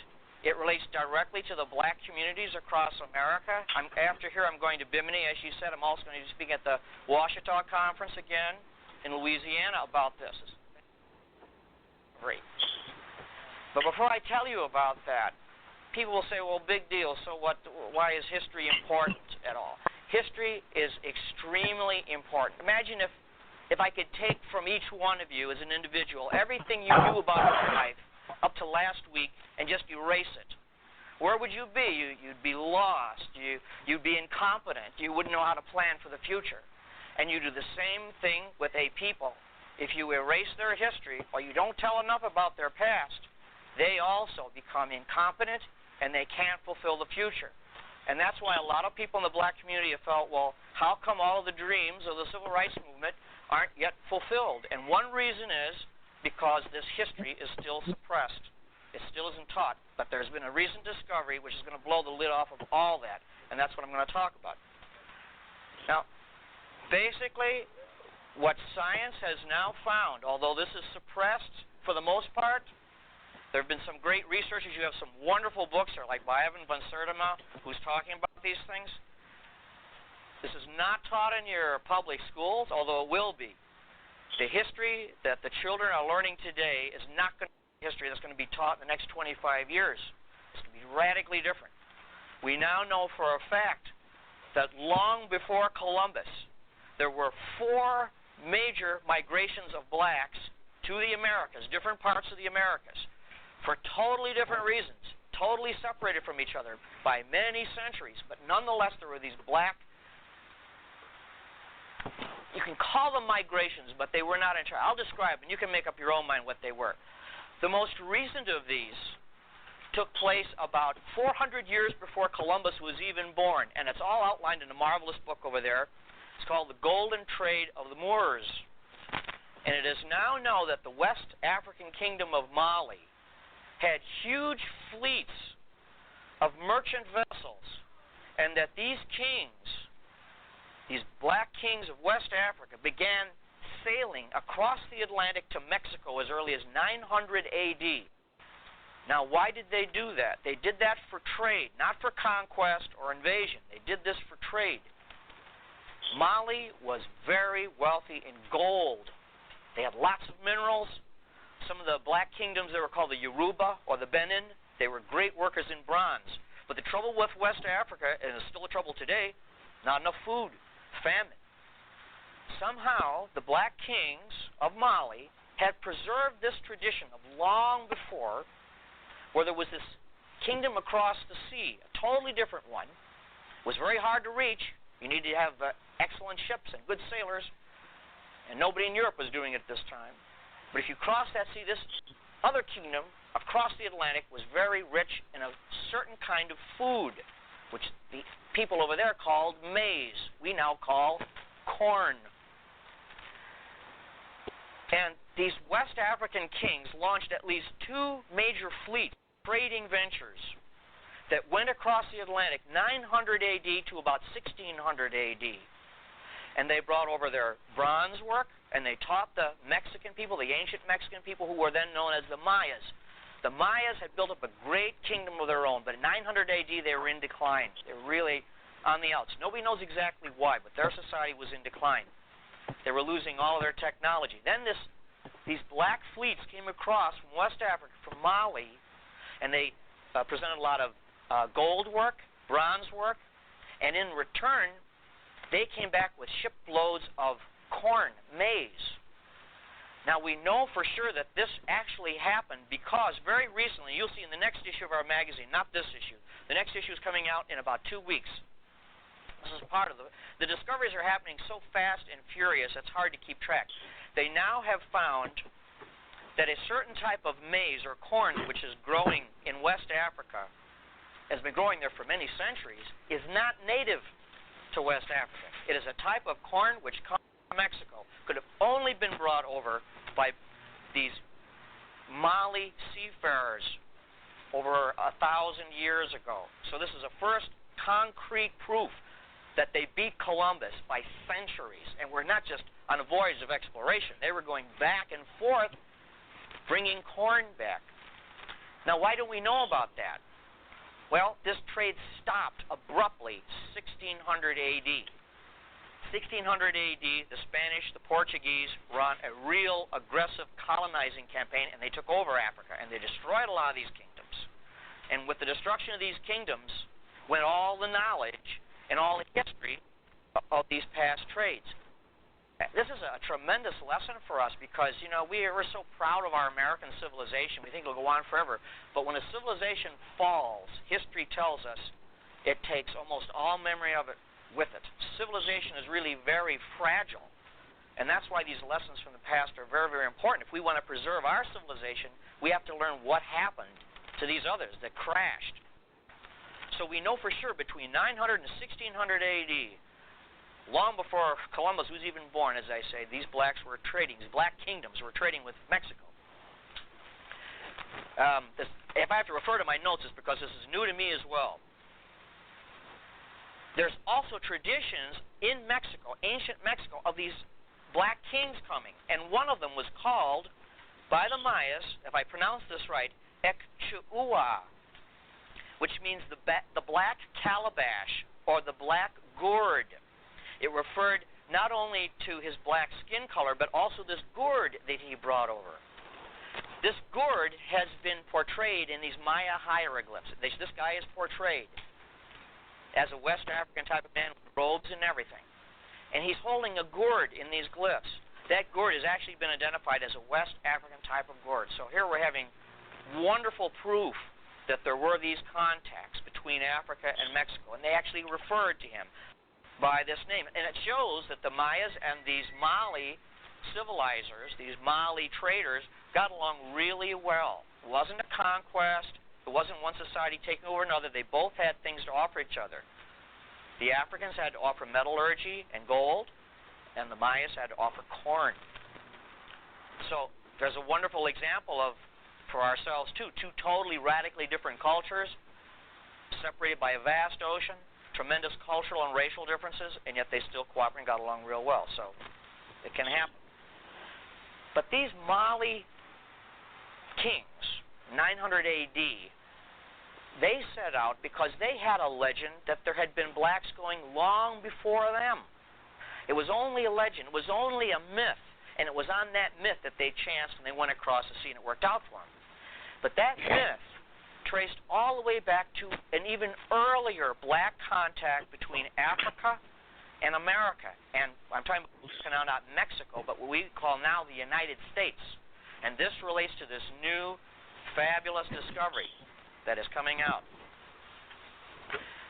About 200 years before Christ, up until right at about the time of Christ, in other words, about 2,000 years ago, there now appears that there were wealthy West African and North African blacks who left Africa on a pilgrimage and came, if you can believe this or not, but there's solid proof for it now, to southern Illinois.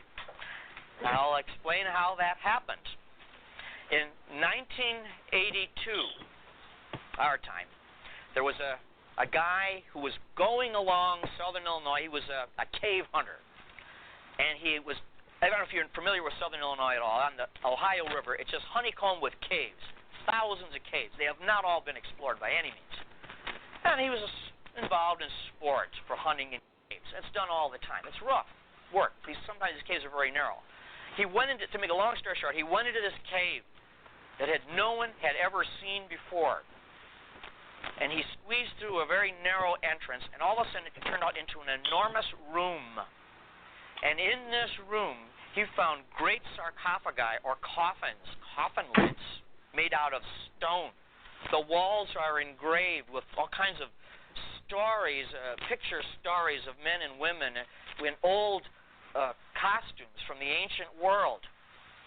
And then on the floor, he found stacks of thousands upon thousands of these black rocks that were beautifully engraved with the profiles of people, not Indians, people from other parts of the world. Some of them were white, some of them were Asian, but hundreds are black people, all in profile. They are made on a type of rock that is found really mostly only in southern Illinois in caves. This rock is like a clay. You pull it out of the ground, and you have like a stylus or a pen, and you can draw on it real fast. You can draw profiles and letters, and then as it dries, it turns into a hard rock. And these rocks are piled up on the floor of this cave. Now, this man's name is Russell Burroughs. He's not an archaeologist. He's just a spelunker. He's a cave enthusiast. He brought these out over time. They're very difficult to bring out because the cave entrance is so narrow. And he's brought out now almost 10,000 of these magnificent tablets. They're very crude looking as rocks are concerned, but the drawings are beautiful. And they show the profiles of black people, some with scarification, which is West African, mostly with not that, some with specifically West African robes, which are still used today. Some will have a man on one side and a woman on the other. Some will be entirely women. It has each one of these 10,000 have a script associated with these pictures. Nobody's been able to translate the script. Well, since 1982, this place has really been contested a lot, but finally some professional archaeologists are involved, some top archaeologists, and they have verified that it is all authentic, and they have dated it now, and there's going to be a lot of information released in the next few weeks and months about this find. Who are these people portrayed in this cave? Not all black, but a lot of them are black. Some of them will show like a black man with a kind of a sailor's cap, and in the background will show like a ship or a fish. It seems as though they're portraying a captain or a sailor of some kind. It's now understood. It's very involved, complex. You'll see the whole story in our magazine in the next few issues. It appears as though around the time of Christ, just before the coming of Christ, in Rome, there were a great many mystery cults. And these mystery cults, they were mystery because they were secret, not because it was a mystery. It was secret. And in order to get into this mystery cult, you had to go through different levels of initiation, like the Freemasons, which are not unrelated to it, believe it or not. There were many mystery cults like this, the cult of Osiris, the cult of Isis, and a lot of other cults we don't know about. And then to get into these cults, we do know you had to pay money, you had to be fairly well off, and the final stage of all these mystery cults, you had to go on a long pilgrimage, a long quest. All that cost money, but you would go on this long quest to a sacred place. And at that final sacred place, you go through an initiation of some kind. And when you went through that initiation, you were finally a member of this mystery cult. And these mystery cults were all the same in that they promised the individual who went through this initiation eternal life. You didn't die. You survived after life. And these levels of initiation showed you how your soul made this progression. All that's been lost, although some of it is survived in Christianity, which is basically the same, that you don't die. If you are a good Christian, you go eternal life with Christ. And some of these ideas apparently were shared in common.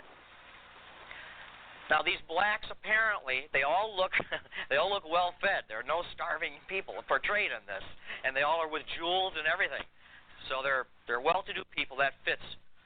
What the archaeologists now think is that these wealthy people, no matter what their race was, but a lot of them were black, would participate in this mystery cult, would cross the sea and come to a cave, this specific cave in southern Illinois. Was the holy place. It was far away. It was hard to get to. It was extremely secret. It was part of the mystery cult, but they knew about it.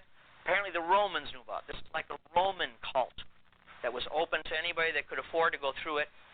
And they went through their final initiation, whatever it was in this cave, and when they were finished, they had their portraits drawn. It's just like you have your picture taken when you graduated, right?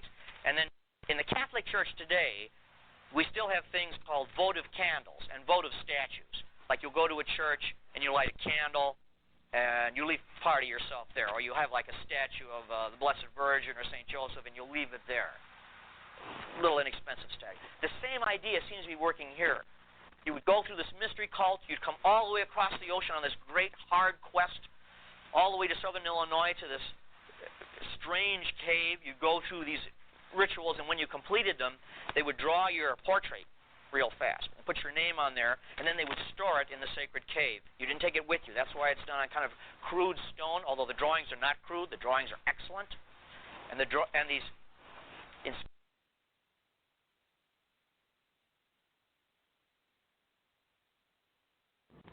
All right, okay, family. So that is part one. Let me undo Brother Wendell. Okay, Brother Wendell, did you have something you wanted to put on that part one? No, I just wanted to hear that again. Because he was starting. He was really getting into it. He mentioned the Mayas, and then what I've been researching and I found is that really wasn't what you call Mayans. They were Aztecs. Mhm. And that calendar is actually an Aztec calendar. Now that also ties back to Ningasita, because he was Quetzalcoatl. Now I went and looked up that name, Quetzalcoatl. It's actually two names. It's actually two names combined. Mhm. Now, if you take that name, Quetzalcoatl, and you take off the koala off the back end, that's actually Aztec spelled backwards. Whoa. There you go. Yeah. So that's where they came up with the name Aztec. Yeah. And Ningashita just refreshed the family's memory who that is. That's Inky's youngest son. That's Inky the Anunnaki. The Liberian. Yep, from Nibiru, Liberian. Yeah. Okay. Yeah. Okay. So I'm glad you had me run that back, because, you know, other folks, and again, you can go research this on YouTube, are directly linking the Olmec directly to the Anunnaki. And they're the ones that are said to have built that civilization. So, of course, the area that he's talking about, every time we hear the word Mayan and Aztec, we automatically think of South America, right? Or parts of Mexico. Now, when I was in Belize a couple of months ago, it was interesting. Number one, how when I was over there, half of the population, quote, quote, look what you say is Spanish, whether or not you want to say Spanish, Mexican. Other half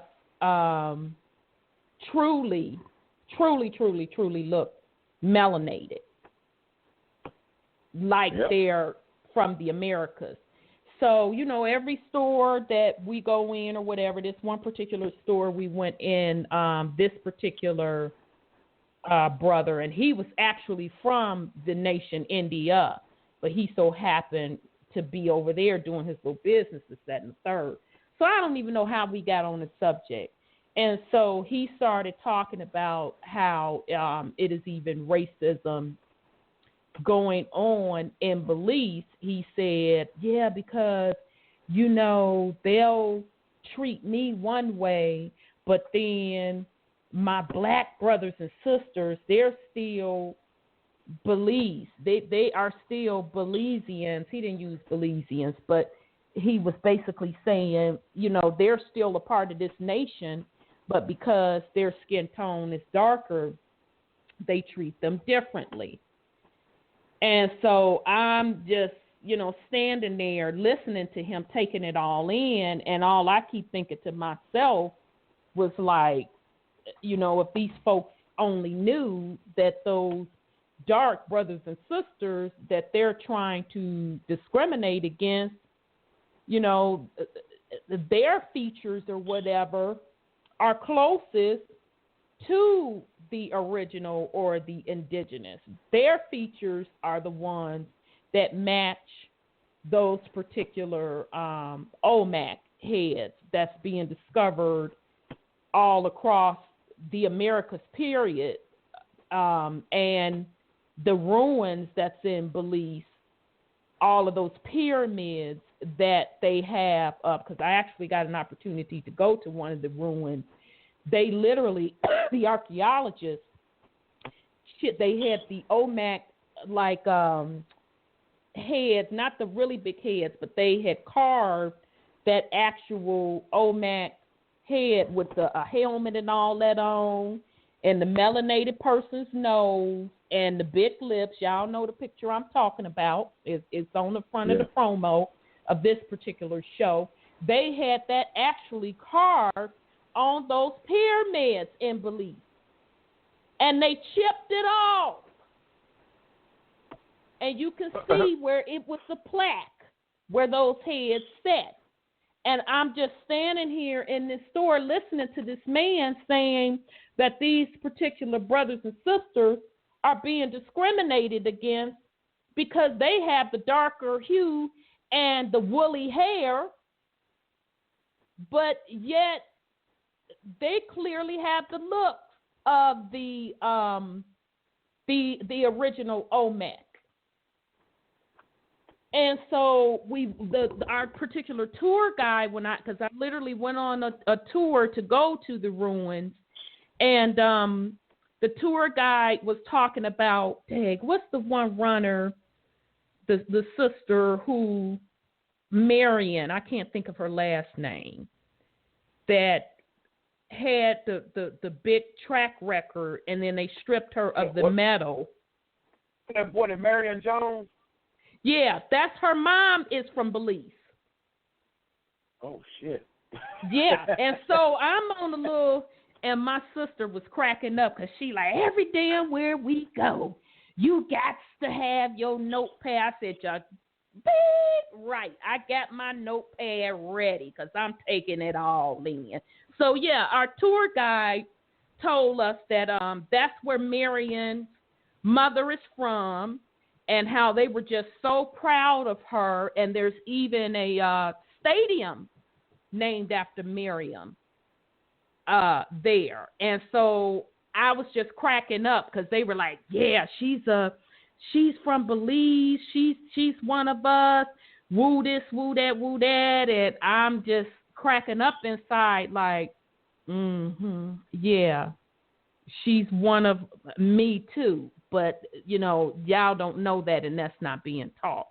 So it's just very interesting that this particular story of how the Americas was formed and who really was on this land, how the Caucasian folks have brought out this information. And I posted a video on one of my Facebook pages, and I'll may play it tonight if time permits, where a brother was breaking down how a lot of the Caucasians are bringing out this information because our ancestors gave it to them.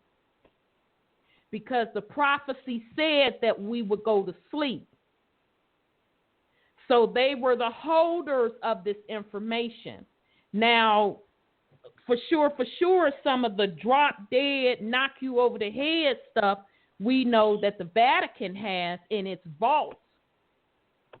But other pieces of the information were scattered across and put in certain hands to start bringing out and to start to spark our memory to wake up. So, yeah, but that's a very good connect, Brother Wendell, where you're giving us the derivative and the etymology of the name Aztec and how it connects right back to the Anunnaki. That was very, very good. Okay, so I want to play part 2, but before I do that, we do have another call. Anybody else that want to put something on it, just press the 1 key to get in the queue. So let me bring in 256. Okay. Hey, this is Lemuria in Alabama. Hey, sis, how are you? Don't wake me, I'm sleeping. Yeah. That's very crazy. Ain't she? Hey, guess who woke me up? Guess who woke me up? Who woke you up? Sis Linus. Ah. I don't know what she said, but it was, and I woke up. I'm alert. I'm here. Alabama in the house. Thank you, Wow. Sis Linus. Yes, this lioness, she brought it. Only got one thing to say. Thank you for letting me in. I co-sign what Wendell said about the video. Let's play some more. It's good. Thank you. Yeah, it is good. Okay, so I'm gonna go ahead on. Okay, sis. Thank you. Peace and love. I'm gonna go ahead on and play part 2. I hope that this is the right one, y'all. My old butt didn't name it the same name, so I am hoping that this is it. So bear with me here. Here we go with part 2. Not the only 2. There are 2 more, 2 earlier ones still. We go way back in history. Around 1,000 years before Christ, 3,000 years ago. It's such a long time ago, it's hard to even imagine. There were people called the Phoenicians. These were Canaanite people that are mentioned in the Bible. They were half Semitic and half something else. Who knows what they were? They were very well traveled. They were very great seafarers, and they employed all kinds of races on their ships because they didn't really have any particular homeland. They were always traveling, went everywhere. They were the first to go around Africa, known to go around Africa, 900 BC. And it's known that they employed many blacks on their ships, not as slaves. They had no slaves on board their ships, but they did have sailors. They did have captains. These people definitely crossed the ocean also to Mexico. It made a very strong impact on a civilization called the Olmecs. The Olmecs, that's just as a name for this very, very early civilization, the earliest known civilization in Mexico. And everyone thought at one time, well, it's just an Indian civilization until 1861. 1861, a farmer plowing his field came across a very strange domed rock, a black rock, and he couldn't dig it out. The more he dug down, the bigger this rock got, until he dug the entire thing away. It took him weeks to dig it away, and it turned out that he unearthed a 9-foot-high statue of a head, beautifully done, of an African, not an Indian at all the portrayed features of a West African man. From that time until recently now, there have been 11 of these giant stone heads. Let's see, I'll give you an idea how big they are. They're an average, well, there's 11 found now. They're between 6 and 9 feet high, and they weigh 40 tons apiece. They're magnificently carved. While these were being found, more of the Olmec civilization was found, and a temple was discovered that had also the same type of people, these West African people portrayed as kings and warriors.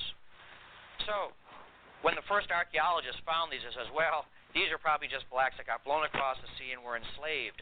But you don't make huge heads portrayed with crowns of your slaves. You know, these were obviously regents, powerful people. How did they get there that long ago? Because those heads are dated to about 3,000 years ago. So far as is known, there was no black civilization then. That came later. It appears that these were sailors and captains working with the Phoenicians. Maybe they jumped ships, maybe they got shipwrecked, but somehow they got along fine with this Olmec community, so much so that they rose to become the leaders of that society. One of the other new things that have been found is that the heads, the black heads of these great Olmec kings, wear a strange kind of headgear. It comes down halfway by the ears and encircles the entire crown of the head. There's nothing like that anyplace else until they starting to find now, these old leather crowns that were studded with gold and brass that were used by the early kings of Mali. So only 2 places in the world the same strange type of crown, amongst the Olmecs in Mexico and West Africa. So here again, there's this parallel. Now, even older than this, I mean, they talk about, our ancestors coming over on the Mayflower. This beats them by thousands of years. There has been another stupendous discovery. I mean, they're coming so thick and fast, probably because our technology is expanding, as you know. And as our technology expands, we're able to find out more faster. Over in Japan, and this relates to what we're talking about, was found an underwater city, the first ever found. It's right off the coast of southern Japan. by Okinawa, where the great battle was fought in World War II. And this underwater city extends for 311 miles on the bottom of the ocean floor. The deepest one is 100 feet. Deepest building is 100 feet. The others are 20 and 40 feet. And they show streets and boulevards. They show pyramids. I've got photographs I'll show you tonight. These photographs have not well been publicized, but they will be. Great plazas, huge steps, all underwater. Now, this place is probably related to another old legend, and that is of the lost civilization of Mu. Mu was supposed to be a Pacific Island civilization that sank long ago, but before it sank, and while it was sinking, it was not a fast or catastrophic end for the most part. While the oceans rose when the ice melted at the glaciers that covered all of this area, at one time. 10,000 years ago, they began to melt very rapidly, and when they melted, they flowed into the oceans of the world, and they raised the ocean level by about 100 feet.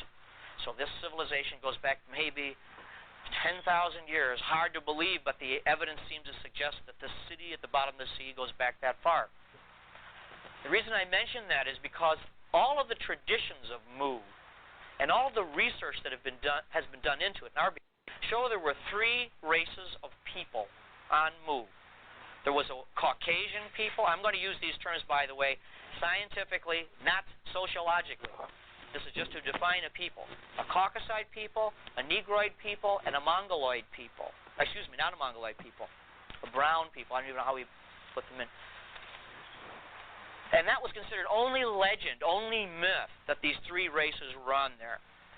They equally shared power politically.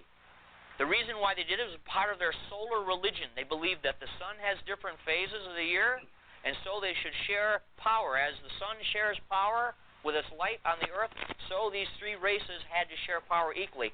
The reason why they believed that was they believed God manifested his power and his identity in natural law, which you see the flowers growing, the sun, the stars. You can't see God, but you can see what God does.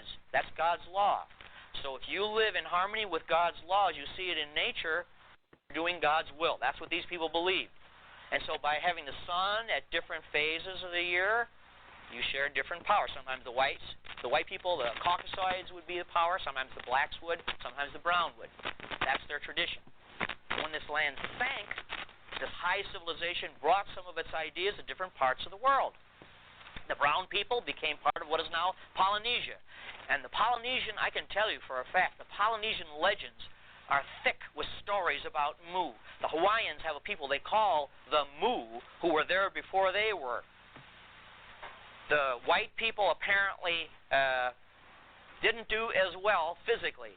They were more or less wiped out, or they dispersed and intermarried with people in China, it appears. But the blacks, however, went in two directions. And this is beyond legend now. Now we're moving into hard science.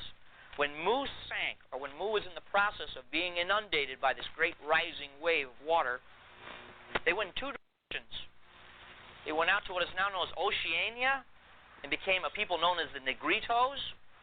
And they also went towards Mexico and impacted this Olmec civilization.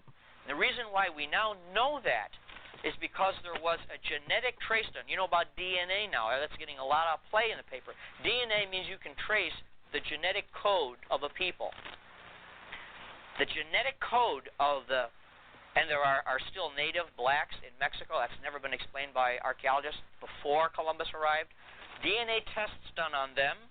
DNA tests done on the bones of some of the Olmec people, not all of them, the ancient remains, show a definite genetic trace, not to Africa only, but across the Pacific. When they found that out, they said, that's got to be wrong. It just doesn't, there are no black people out in the Pacific, but there's this definite trace, lineage they could trace out towards Hawaii and beyond Hawaii. Then they began a worldwide match of DNA. Well, do these strange black people, who do they match up with? They don't match up with Africans. They matched up with the Negritos in Oceania. It looks now, scientists believe, there was a central point from which they went in both directions. So this is a marvelous heritage. And, some people say, well, you're a white guy, how can you talk about stuff like this? I get flack from this on both sides. The purpose of our magazine is to tell the truth about what happened to our country and our continents before Columbus. And if it shows that there were white Vikings here, and there were, we tell that. And if it shows that there were Asians here visiting, Chinese here visiting Mexico, we'll tell about that. And if there were blacks here, we have to tell that too. That's all part of our heritage. And I think it's thrilling and exciting for all of us. It's remarkable. So what we're telling you, I mean, this is just in a nutshell, and you're going to be seeing a lot more of this, not just in our magazine. Believe me, you're going to be seeing this on TV. It's bound to burst out because it's really known in the archaeological community. You've had 4 of these major impacts that the black people have made to the Americas, not only before Columbus was born, but before even Spain or Italy existed. That's the kind of roots that are in this country. And by knowing that, and the more you know about it, it's an empowerment. You're really rooted. You have got a heritage which is more than slavery. Sure, there was slavery, but that's not all. That's a small part of it. Long before that, there's a heritage of kings, seafarers, religious missionaries, and they were all here. But it happened so long ago, there's just so little of it left. And that's basically my story. What connects it up is even the word moor, because it's pronounced differently in different parts of Africa. And they call themselves moor, mu, mur. There's all variations of that, so that even the name Muur. I'll leave you with one thing which is really interesting, too, that relates to this. The Mali kingdom, part of their religion, around 900 AD, they believed in a god called Vodun. Vodun or Vodan. And they said Vodan was this great sailor who came across the sea, and he taught the Yoruba and the Benin how to work with metals. And he was their man god, as it were. He was like their founding father, their George Washington, was Vodun. And he brought tablets. He said they brought tablets, which he taught people how to read. Vodan was his name. Vodan and Vodun. Across the ocean, all the way across the Atlantic Ocean, amongst what they call the Quiché Maya, or the lowland Maya that I talked about, they have a tradition of a god they called Vodan, same name, who brought tablets across the sea to tell them how to work metals and so on. So here we're dealing with the same tradition. This is something which is not made up or interpretive. It's the actual fact. It's the truth. So the more of these you have, like I say, the greater the sense of empowerment. So I'm going to stop here because I think these photographs are better than anything I can say. And if you have any questions, feel free to interrupt the action here. Yeah, I'm going to have to turn the slide off, I guess. Okay, family. So once again, the entire video is only 57 minutes. You can find it on the YouTube channel Brooklyn Magi TV, and the name of it is the Olmec, Early Black Settlers of the Americas, and that is by Frank Joseph. Okay, so I just picked 2 particular sections out of that particular video to share with you. Okay, Brother Wendell, so you want to put anything on it? I'm really interested to hear your take towards the end as he started talking about Vadum, which to me sound like voodoo, or bringing over the tablets to teach them. What? Didn't they say what to teach them? I know. So when I heard that, I'm like, oh, wait a minute. I backed it up. I said, I got to put this in. That was a commandment, wasn't it? To teach them and leave. Exactly. That's what I knew, and the instructions that I knew gave the Anunnaki and them. Yeah. And that came also directly from the creator of all. That was what they were supposed to do. And was it not Enki that sat down with his particular scribe to scribe on the tablets?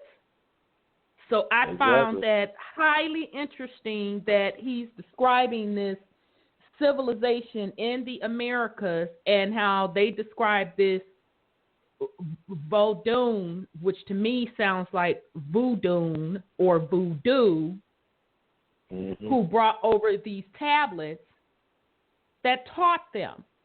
And not only just in this particular area in the Americas, but all over.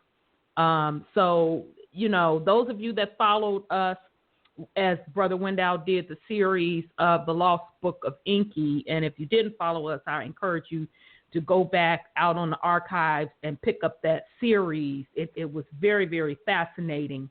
You will get where we're coming from when we speak of that the commandment was for the Anunnaki was to teach them and leave. Okay, so if you want to join the conversation, press 1 to get in the queue. Yes, brother. Hey, did they say something about metalworking, bronze, and... Yes, that too. I thought about you again, because... oh, yeah, I'm telling you, that's why, you know, we can't make this stuff up. The more and more we do our research, it all starts to tie together, and it's from different sources, but you see where it ties seamlessly together. Now, in the Lost Book of Inky, it talked about specifically working with metals in the different areas. I wasn't one of those areas. I know one was South Africa. That was like the goal. But I thought the specific metals was somewhere in the Americas and South America. It was in South America, down there, what is it? Down there by Lake Titicaca. What's that area? Yeah, that's like by the Amazon and all of that. It's on Peru. Because you remember they had a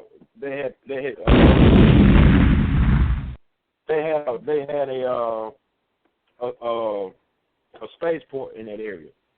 Right. That's why those ruins are down there in that area, and that's where their little son started. Well, he actually discovered how to make bronze, or he knew how to make bronze. That's why he started doing it in that area. Yeah, because I was shocked that that's how you made bronze. And when you start going over that, I'm like, what? I didn't know that. But, and they restricted people from having that ability or having that knowledge. Let's put it that way. Having that knowledge to make those particular metals. You know, because those metals had metaphysic properties, okay? And not only did that show up in the Lost Book of Inky, but when we were studying in the Book of Enoch, it also talked about the angel guarding the metal. So it's just tripping me out how all of this stuff just starts to connect. So here you have this particular man, Frank Joseph, you know, during his research and studies, uncovering where these people in the South America talk about these great teachers that came and taught them how to work with metals. And that's directly what we also find in these ancient texts. Yeah. So that's a very, very good video, family. I only gave you a portion of it. So I encourage you to go out and listen to the whole thing. He dropped a lot of information on that. So hopefully now you're getting an idea of the Olmec connection as well. So the next one, let me, because I had so many clips for you, family. It was so much going on.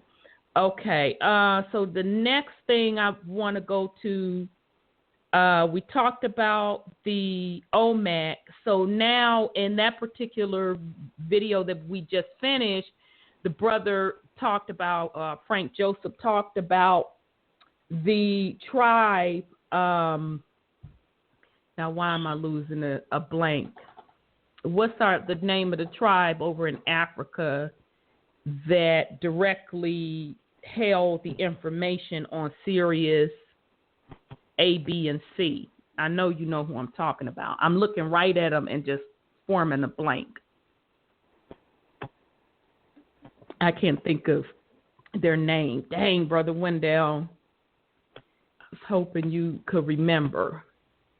Doggone it. The tribe out of Mali, Africa, that he talked about.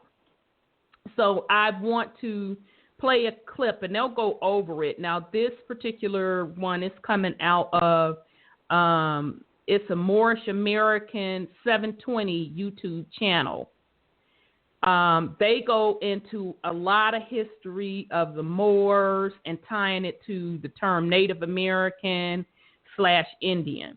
So the name of this particular video is called Moors and Native American Indians Exposed Part 2. And this is off of a YouTube channel called Moorish American 720. So let me try to find this video. Is that the Dogon you're talking about? The Dogon, yep, the Dogon. I'm like, I know you know who I'm talking about. Yes, the Dogon tribe, and you know how they're the only tribe that were able to map the Syrian constellation.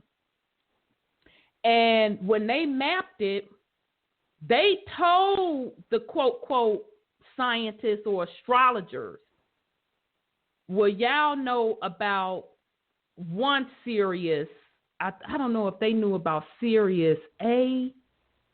And so they told them, no, you're missing B and C. And they're looking at them like, what are you talking about? Because they couldn't see B and C to the eye at that time.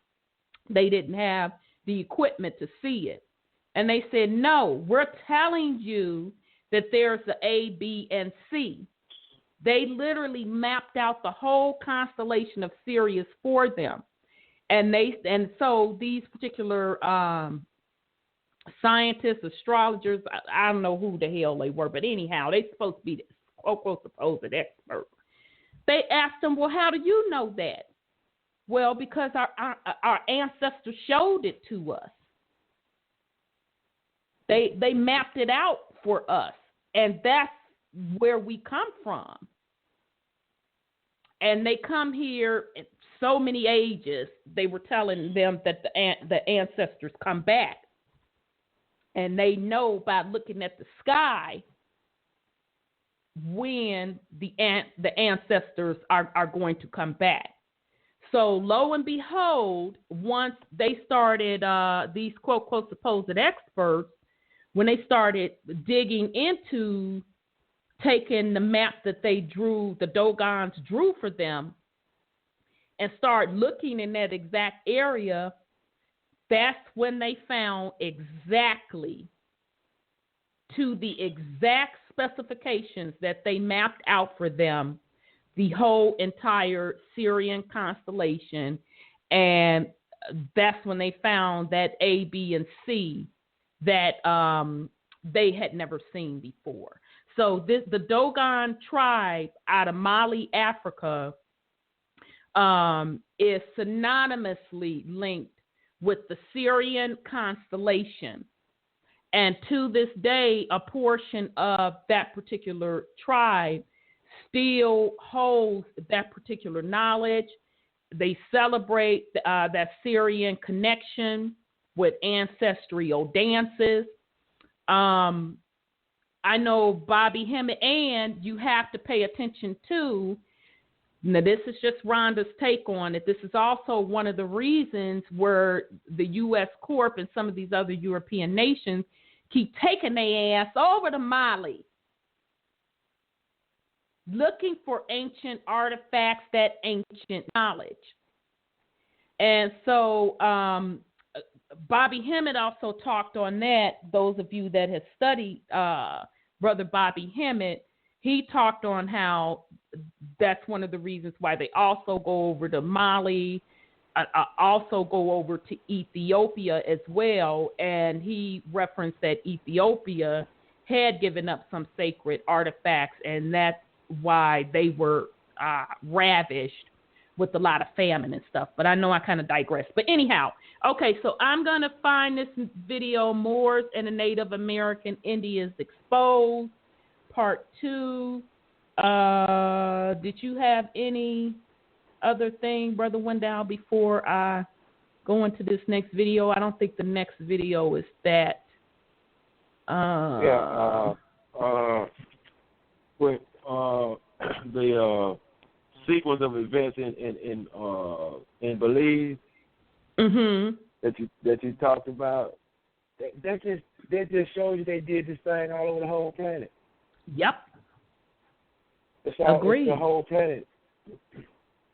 Absolutely. Okay, so, oh, shoot, I keep finding it and losing it. Talking. I think this is it. Moors and Native American. Okay, here we go, family.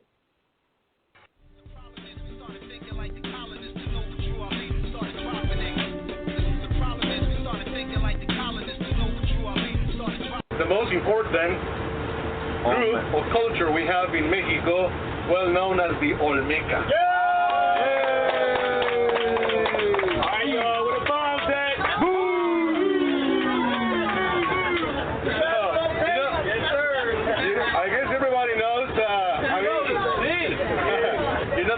Right? Yes. We have the Olmec, but the Olmec not from the Yucatan. The Olmec from Veracruz, right? Veracruz. The Gulf of Mexico is where we have San Lorenzo, which is the most important site about the Olmecs. The Olmecs, one of the nicknames for the Olmecs in Mexico, it is Cultura Madre. Cultura Madre. Cultura Madre. You understand that? For what? Cultura Madre. Madre, the mother of... The mother of the cultures. Okay. Cultura Madre, the mother of the cultures, right? Because it is considered as the first, culture on this continent that so much people nowadays like to consider almost a little bit more than 3,000 years before Jesus Christ. Break it down. But I guess the most important thing to mention, right, it is that the Olmecs is still a mystery in Mexico. We say Olmecs, right? Yes. But some of the scholars nowadays like to consider that it is not relation in between that name with that people. Olmec means rubber people, right? The Olmecs were a tribe in Africa called Dogon in Mali. When the Dogons migrated to America, they also imported the rubber tree, which is only indigenous to Africa. The Dogons used the sap from the rubber tree to make shoes, coats, capes, and they were the first to introduce soles on shoes in the New World. The name Olmec means rubber people. The rubber was also used to make large balls for the Olmecan ball game ceremonies, which was played in large stone arenas. When Christopher Columbus arrived in the West, he states that he saw natives kicking around a large ball that was made of some type of acacia. Columbus took some of these trees and balls back to Spain with him, and today, soccer is the favorite national sport of Spain. These Olmecs set up empires and cities that predates even the Inca, the Aztecs, and the Mayans. The Olmecs were not Siberians. The Olmecs were dark-skinned, big-lipped, wide-nosed Africans, just as they are portrayed in the stone monoliths. The step pyramids of Egyptians closely resembles the step pyramids found in the Americas. The double crown of Lower Egypt and Upper Egypt with the bird and the serpent is also found in Olmecan culture, with Upper and Lower Egypt being Northern and Southern America. The Mexicans have 4 calendars, the fourth calendar is identical to the Egyptian calendar. In Mexico, there was found a type of paper made from a specific type of wood pulp that scientists say can only be found in Egypt. Even the ceremonial dance of the Hopi Indians is identical to the Dogon's Bado dance of Africa, using the same symbols and spirit names. Various tribes such as the Osage and the Apache use the crescent moon symbol, which is the national symbol of Angola, Mauritania, Tanzania, the Sahara, and Algeria, all found on the continent of Africa. But some adults have difficulty handling that. When the enormous monoliths were uncovered from Mexico, the sculptured images that were carved to form 24-ton heads from a single mass of basalt rock had been discovered. No one suspected this mysterious part of a civilization that only seemed to have vanished. At the cultural paradox of this civilization, Levanta, 18 miles from the Gulf of Mexico, 4 colossal heads were unearthed. The monoliths had been carbon dated. The results of the carbon-14 test of the stone heads found in Mexico caused a startling uproar amongst archaeological circles. Various additional testing was performed. However, the earliest date that the carbon testing came up with regarding the stone images was the year 291 BC. As more diggings were performed in Middle America, larger heads were discovered. 24 tons was the average sum of the weight. The new discoveries were even more mysterious, for the colossal heads continued to turn up even earlier dates. 4 heads in all were excavated at the city of Levanta alone, with the largest head standing 9 feet tall. Ancient Middle American civilizations, or Mesoamerica antiquity, is divided into 3 epochs: Archaic, before Christ; Classic, during the first 1,000 years AD; and Post-Classic, from 1000 AD to Spanish conquest. The monolith of Levanta was dated and placed in the Archaic period, which proved the existence of a civilization in Mesoamerica thousands of years before organized monotheistic religions. Perhaps more staggering than the result of the carbon dating of these stone figures is the apparent construction and proportions of the monoliths. According to archaeological circles, the statues were constructed from one massive chunk of basalt block mined from stone quarries 80 miles away and transported to the center of Levanta with a sum weight of 20 to 40 tons each. It seems these stones were rolled over vast tracts of land or transported down a river on wooden rafts, however, presenting somewhat of an illogical and even incomprehensible method of material transportation. The monoliths proved to be only elementary in cultural archaeology.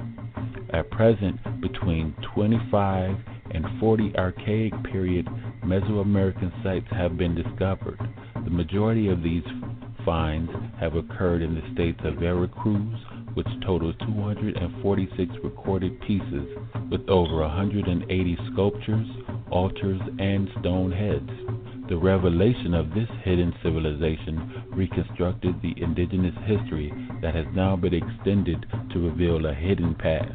It is apparent that the Archaic period preceded even some of the great civilizations of the East, 900 to 400 BC. The people of this period were not primates. These archaic indigenous inhabitants belonged to a class of Homo sapiens, thus leading to the belief that the ancient America, despite the narrow-minded kaleidoscope view of cave dwellers and tree climbers, was a highly advanced civilization. We see this in the advanced artistry and sculpturing, which was quite different than the art and sculpturing of tribal cultures. Mesoamerica archaeology proves enough data to suggest that these inhabitants were a high-status group with the presence of elite leaders, a military force, a political hierarchy, and a quite obviously, or at least sensible, penal system, as opposed to a primitive tribal culture's vigilante methods of punishment. Historians speculate on the actual racial identity of these inhabitants. Many hypotheses suggest that the archaic inhabitants were of Mayan linguistic stock. The contradiction to this hypothesis will be that the inhabitants spoke an ancestral form of Mixoquine. Other historians speculate that the people who populated Mesoamerica were Mongoloid people who crossed over between Siberia and Alaska and were called Paleo-Siberian or ice hunters. Upon research in the etymology of the term Paleo-Siberian, we find paleo from the Greek word pale to mean ancient or primitive. Siberian has dual meanings. Sib from the Greek word sipa to mean kinship, family related by blood, and Aryan from the Sanskrit word Arya to mean noble in reference to the Persian language. Arya also denotes a sub-tribe of people who migrated from Turkey into Palestine and were given the name Caucasian from the regions of the Caucasus Mountains. However, the stone images were not the depiction of Siberians or Mongoloids. The archaeologists are not in agreement with the identity of these inhabitants, or more correctly, have denied indisputable truth of their origin. However, since the mysterious unearthing of the ancient civilizations, one name has surfaced from later transcriptions. The name was Olmec. Who were these people called Olmec? Can we speculate that these people of the colossal heads were Asians who crossed the Bering Strait, or Siberian icemen who migrated from Europe? Jose Maria y Serrano, upon excavating one of the monolith heads in this region of San Andreas Tuxtla, published a short passage in the Bulletin of the Mexican Geographical Statistical Society, and I quote, "As a work of art, it is without exaggeration a magnificent sculpture. But what most amazes me was the type that it represents, a Ethiopian African. I conclude that there had doubtlessly been black Negroids in this region from the very earliest ages of the world." Unquote.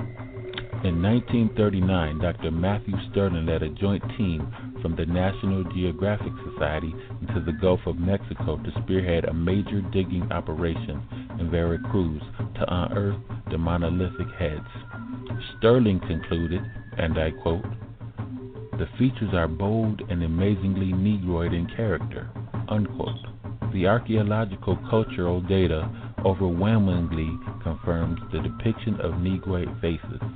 Further archaeological evidence of the Negroid in ancient America is found in the Monte Alban culture, which seems to have begun at the end of Olmec culture.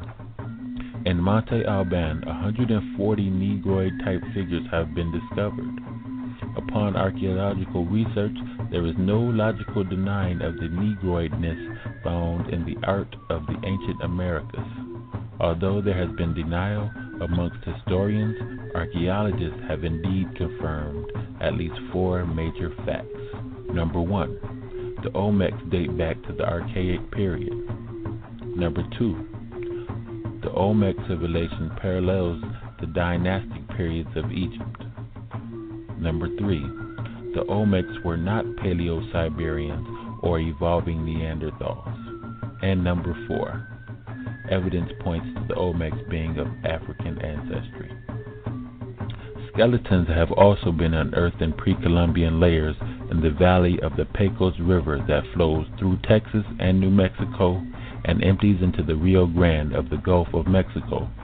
Professor Houghton, a physical anthropologist, concluded, and I quote, "The Pecos skull resembles most closely the cranial of Negroid groups coming from Africa, where Negroes commonly have some perceptible infusion of Hamitic blood." Unquote. In 1492, you came upon the shore, 700 years educated by the Moors.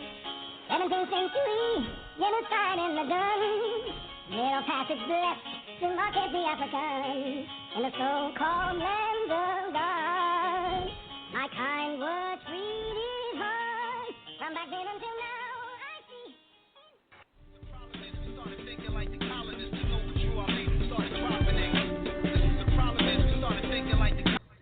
Okay, family. So again, that particular video is off of the YouTube channel. Bear with me here, trying to get my notes to cooperate with me. Off the YouTube channel, Moorish American 720, Moors and Native American Indians Exposed. So that was part 2. You can also check out part 1, and they kind of go into how they drop in the different movies, speaking to any of the black/melanated characters in movies. They refer to them as Moors. So it was interesting in that part 1 video where they showed you all of these different Hollywood productions referring to melanated men as Moors. Okay, so Brother Wendell, I'll yield in case you want to put something on it. Family, if you have something to say, just press 1 to get in the queue. You know what? I'll be glad one day when all the real history is on the table. I know. I know. I mean, the history goes back further than we can even imagine. Yes. And somebody has their hands on it, and it's been hidden. Yep. And it's trickling out now, but, you know, you've been on this journey with me now, Wendell, going on 2 years, where we have to, you know, study various different sources, decode it, use our third eye, use discernment to put the pieces together. But you're absolutely right. You know, we know that it's some folk sitting on the entire story from start to finish. I so happen to think it's the Vatican, but that's just me. Let me go to, we have a call, 313. Let me open up their line. So here we go here. 313, your line is open. Greetings, Rhonda and Wendell. Greetings, beloved. Hey, this is Anita from Detroit. What's up? Hey. There you go. A couple of comments. Number one, I have to replay your previous show. I wasn't able to hear the part 1, but what's interesting about the Olmecs, that I don't know if this was mentioned too, that they are also found in Cambodia, Turkey, Romania, everywhere, all over the planet.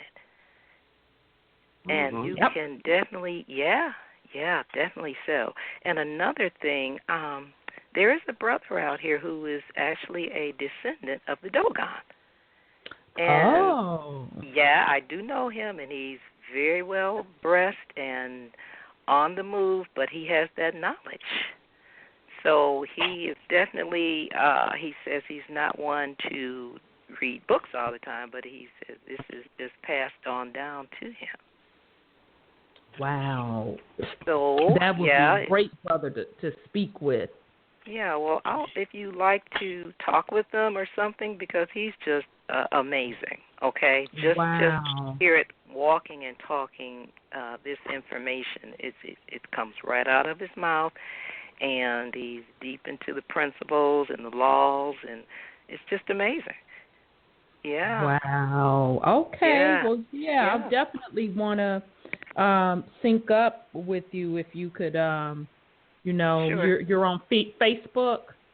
No, I'm not. But can you see my number? Or you can get my number from Wendell.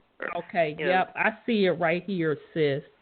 Yeah. Okay. Very, very deep. We're just touching the surface. So, like you said, I know it's so much out here. And thanks, Brother Wendell, for mentioning that. Yes, the Olmecs do predate the Mayans and Aztec. So, and then you get, and that's that connection there with the Dogon too. Absolutely. Yep. Deep. So, yeah, it's all deep. Yeah, all is well. I'm enjoying tonight. It's an eye opener. So that's just more motivation for us to continue to look straight ahead and keep our eyes there. Absolutely. So thanks so much, Rhonda. You can see my number there you go. So peace and love, and thank you all so much. Okay, thank you, beloved. Peace and love. Okay, peace and love. All right, goodbye. Yeah. Okay. All right. Thanks, sis. See, that goes to prove right there that our history is a whole lot older than we can imagine, because we got a brother who is still operating off of the oral teaching. Yep. It was downloaded into his being, and he can't forget it. Yep. If we could ever get back to that point, we'd be on our way somewhere. Absolutely. And I so happen to personally believe that we are in the age, but we have to be willing participants, meaning we have to want to get the information to come online. You know what I'm saying? Because, I mean, just look at us, Brother Wendell, just, you know, doing this for the amount of time that I've been doing this, the amount of information that we get that flows in. Yeah. And just imagine if, you know, most of us will start doing that, everything will change overnight. Yep. It'll totally change. So that's why I'm adamant about that, you know, we have to individually take responsibility for seeking out this truth, doing your research, learning, going within, and raising your vibration, because it's in us. It's already in us. All we need is that little spark. And then we start putting the pieces together. Then we link up with other people that have the other piece, and it starts to come together. I'm glad you said that one word. I just had a conversation with somebody about that word, responsibility. Mm-hmm. I think, now this is just my thought process. Right. Uh-huh. Responsibility is for those who, root word, respond. Anybody can respond.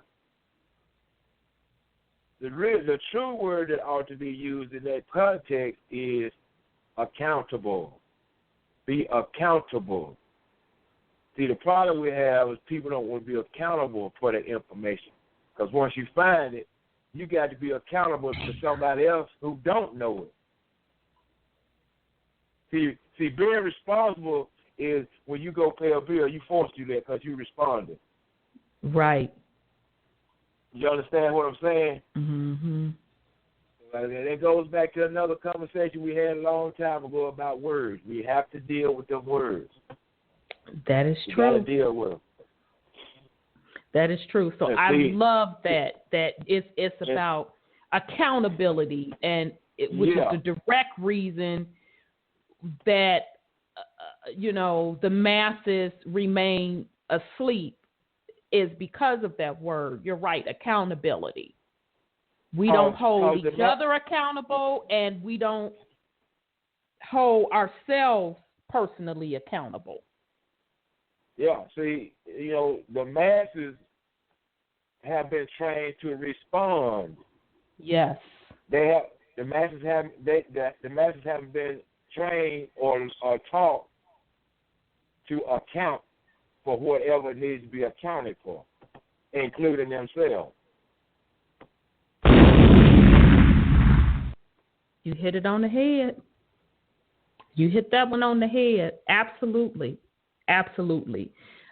Anyone that is listening online, you have 7 minutes. If you want to continue the conversation, we'll be going into overtime. So you can, if you're listening online via the internet, you can dial in at 929-477-3858. Very, very good point, Brother Wendell. If you want to join the conversation, press 1 to get in the queue. Now, the last video that I wanted to share is, it may not be the last one. I think I have two, if time permits and the conversation keeps flowing. I love the YouTube channel by the brother, the Big Head Scientist.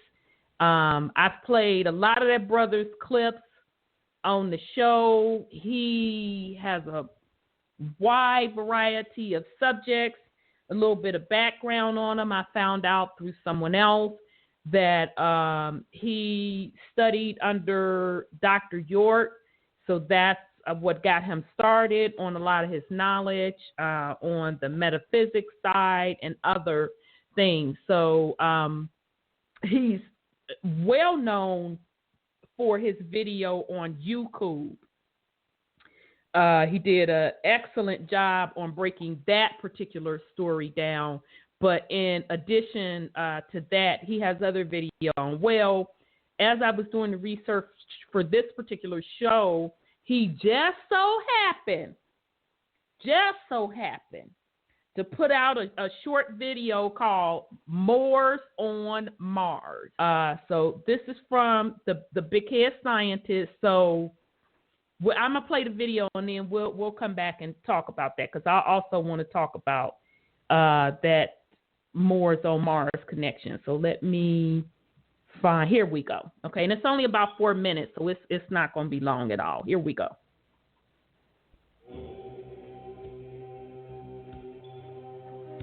Islam. My name is Momar, the Moorish Martian. I hail from a solar system called Tau Ceti, which is 12 light years or 4 parsecs from your solar system. Tau Ceti is in the Cetus constellation, and is also very close to the Zeta Reticuli binary constellation. We have informed the scientists of your planet that the name we call our sun star is Tau Ceti, and the planet from which I reside is called Tau Ceti, the 4th planet from our sun star. There are also beings who reside on the 5th planet from our sun star called Tau Ceti F. I am related to the species which has frequently visited your planet, which you have called Greys. However, the pale gray ones that frequently visit your planet are from Tau Ceti F, which is a planet farther away from our sun star than my home planet of Tau Ceti E, and this is why they are pale and gray in appearance, because their home is farther away from our sun star. My species, which is much darker in appearance, come from the planet Tau Ceti E, which is closer to our sun star. For the purpose of your understanding, you can consider me a member of the melanated Moorish Greys species. On the Earth date of December 2012, the scientists of your planet discovered that both the planets Tau Ceti E and Tau Ceti F, which orbit the sun star Tau Ceti in the Cetus constellation, are 2 exoplanets in the habitable zone capable of sustaining life. Evidence which further supports our existence coming from Tau Ceti in the Cetus constellation occurred on the Earth date of September 1961, when the Greys abducted Betty and Barney Hill, which was the first widely publicized claim of alien abduction amongst you humans. While aboard the Greys' starcraft, Betty Hill asked the Greys to tell her where they were from. The Greys showed Betty Hill a star map of their home constellation, but Betty Hill was not knowledgeable of constellations, so she did not understand what she was shown. However, when Betty Hill was returned to Earth after the abduction, she was put under hypnosis and asked to draw the star map which she was shown by the Greys, and the star map that she drew under hypnosis matched the stars near Tau Ceti and the Zeta Reticuli constellation. My species visited your planet eons ago, and we set off a chain of events which led to the creation of your species. This is why we consider you our children. The area we settled on your planet, we named Tau Ceti, in remembrance of our home planet and sun star Tau Ceti. Our children modeled the building, construction, and architecture in Tau Ceti after the architecture found on our home world of Tau Ceti. This is why the Nubian pyramids in Tau Ceti align with the stars near Tau Ceti and the Cetus and Zeta Reticuli constellations. You can even still find the name Tau Ceti in the hieroglyphics on the walls in ancient Egypt. Prior to coming to Earth, we stopped off on the planet you now call Mars, and we built a civilization there. This is why you find similar pyramid structures on Mars which can also be found in ancient Egypt, Tau Ceti, and also these structures can be found back on our home world of Tau Ceti. We even built a face on Mars which is wearing a fez to prove that we did indeed visit Mars. In fact, the name of the planet Mars was derived from the word Moors, which is the name of my species, the Moorish melanated greys from Tau Ceti. And this is why Looney Tunes patterned the character of Marvin the Martian after my species, because they know the truth. However, they have still yet to uncover the true power of my Illudium Pu-36 explosive space modulator. Peace.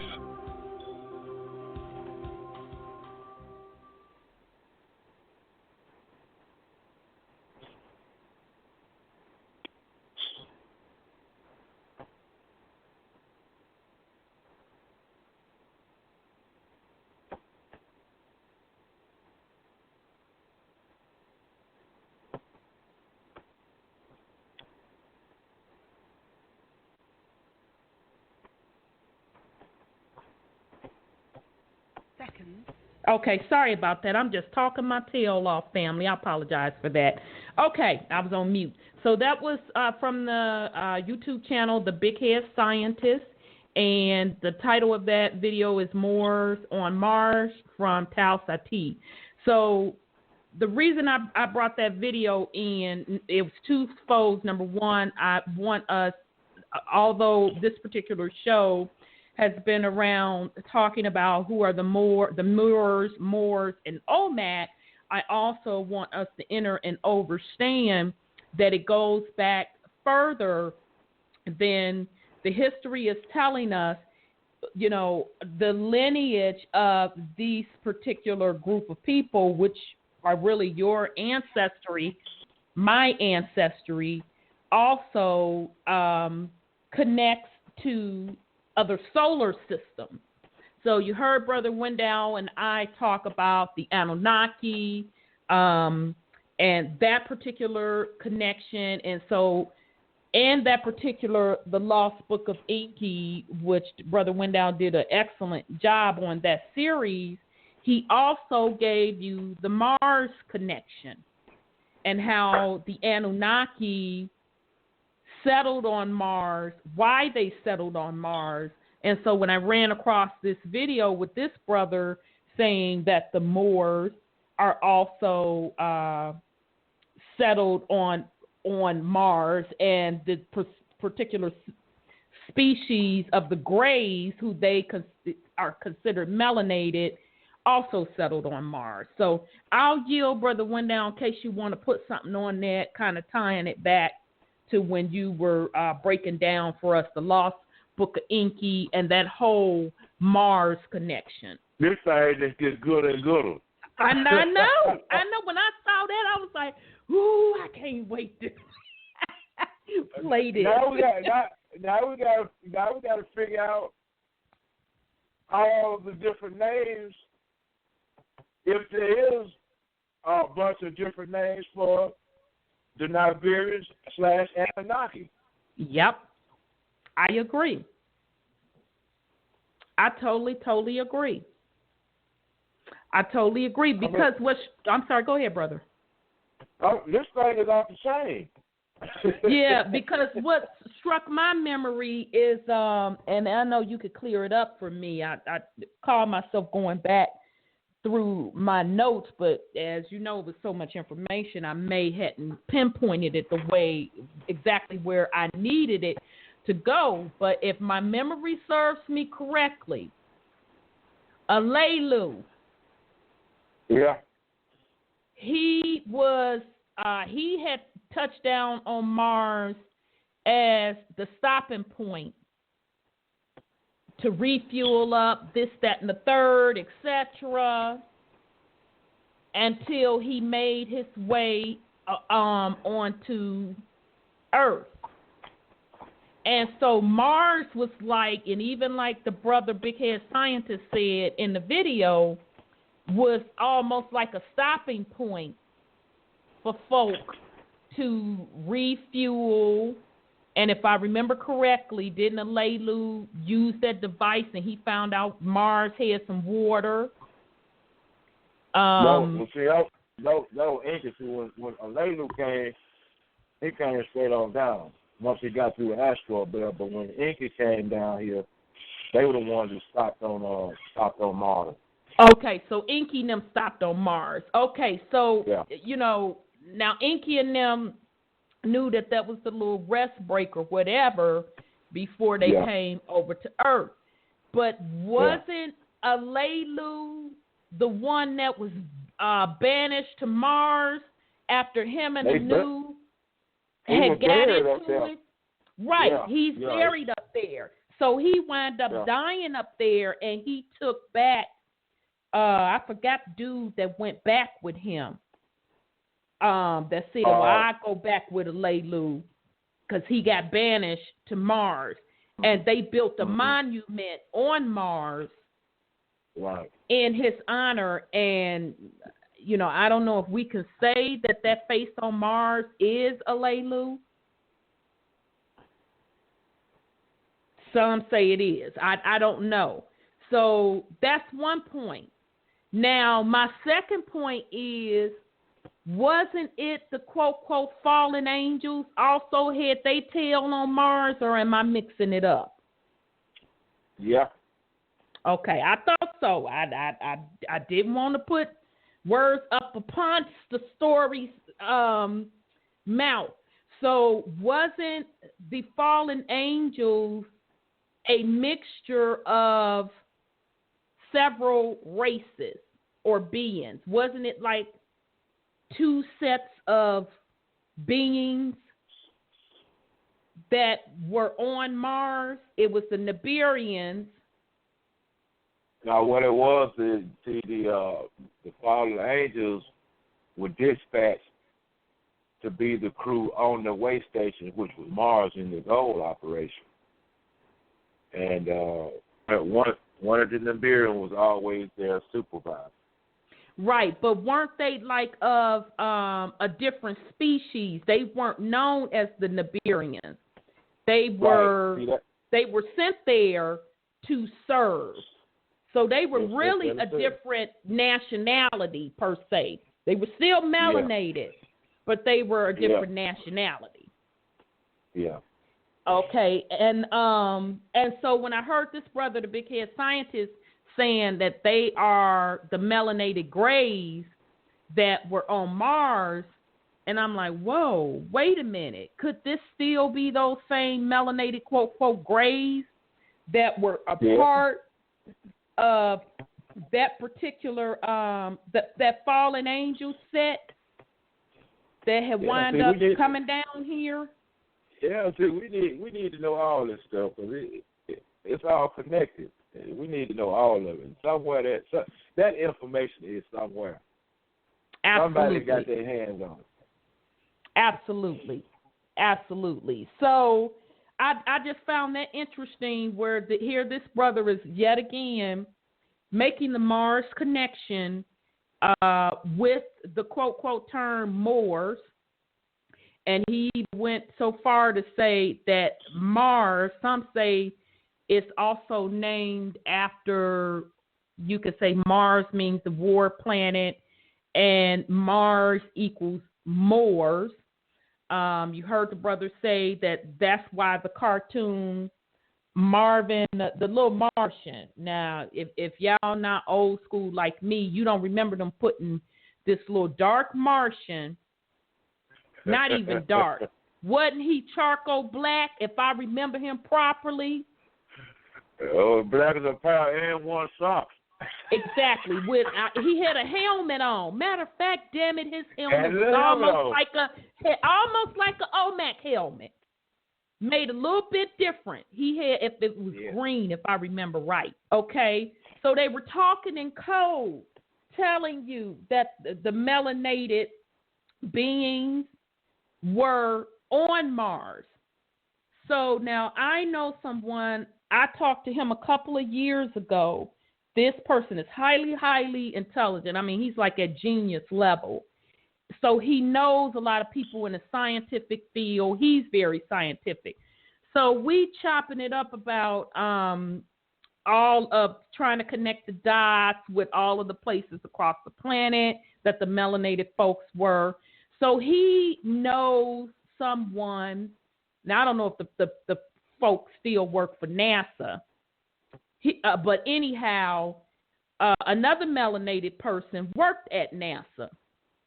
So this person, when they were exploring around Mars with they probes or whatever they sent up there, excuse me, and when the pictures started coming back, this particular person was around when the pictures started coming back.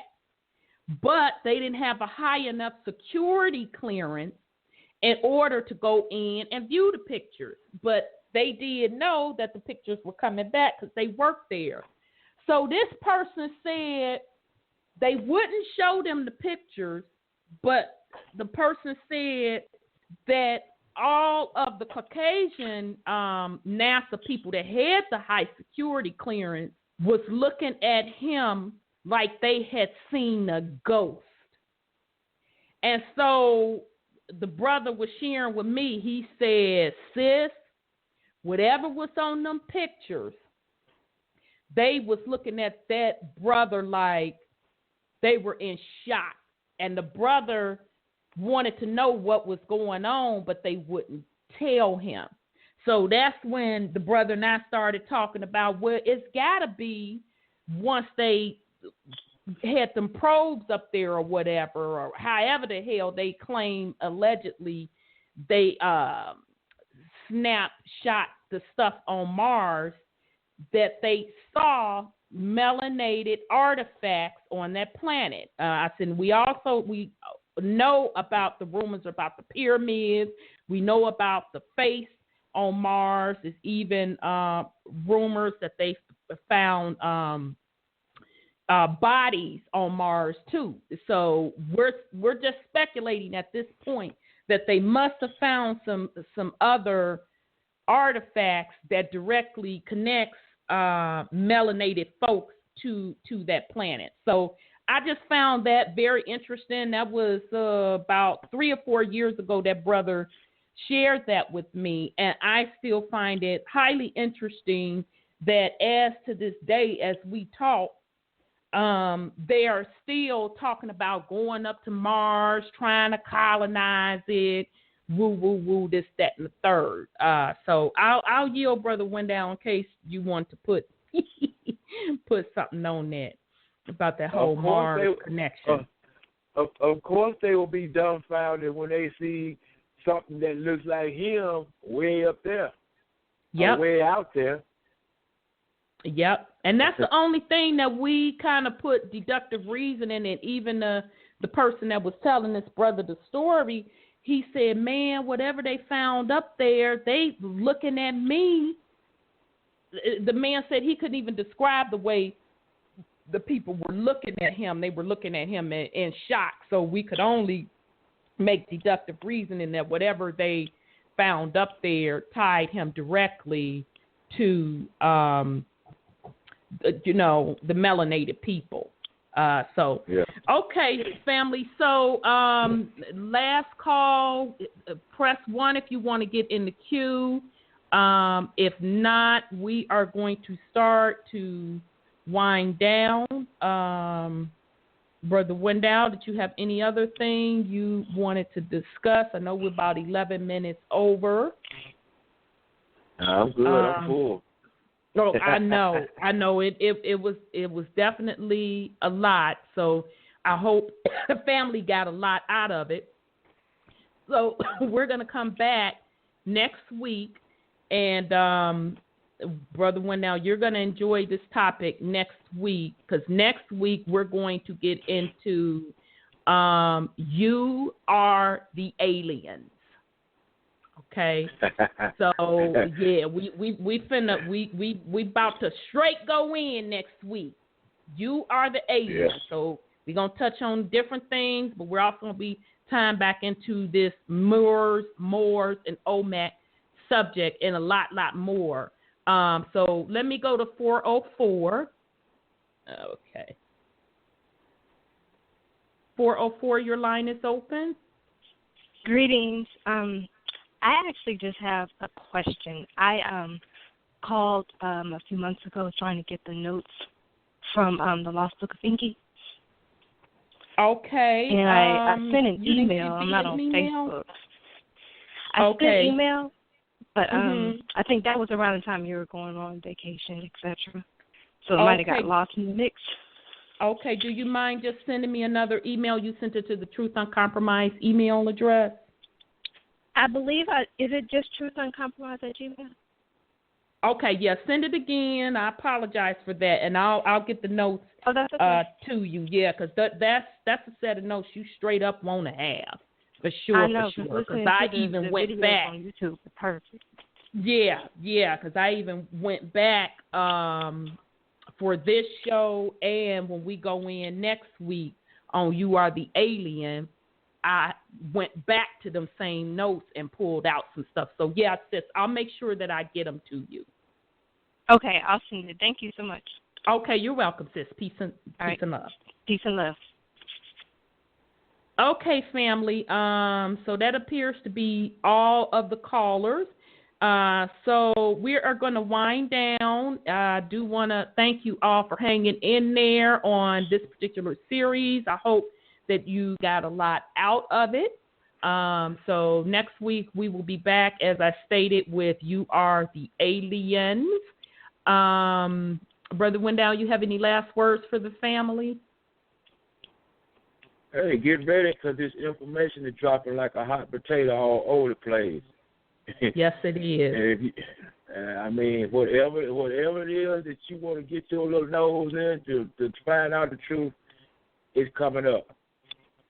Yes, it is. And, you know, just from my personal experience, I started really getting heavily into research, I want to say 2012-ish. And I started running across a lot of the master teachers that we know, Dr. Francis Cress-Wessling, Dr. Blair, Dr. Phil Valentine, Brother Bobby Hemmett, and so many others. And the thing that really just drew me, because I was hungry for the information, because I wanted the truth, I wanted to learn. As I started learning, whatever I was in doubt about, the answer would be put before me within a couple of days. It would come in different form. It would either come through another person, it would come through a video that I ran across, and now that we're in this particular time, some years later, information is coming in even faster. It comes so fast, I can be thinking about something, and then all of a sudden, somebody will send me something, somebody will call me, I'll see something on the television. So my point being, it is already on that frequency. If you want the knowledge, you want the information, it is there for you to get. All you have to do is make the effort.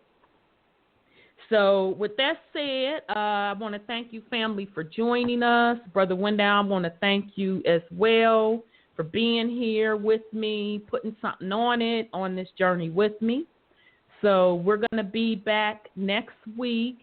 I do want to say to the family, peace, love, truth, freedom and justice, one heart, one mind, and one spirit. Okay, love you very much. We're going to rock out with some music with Brother Nas.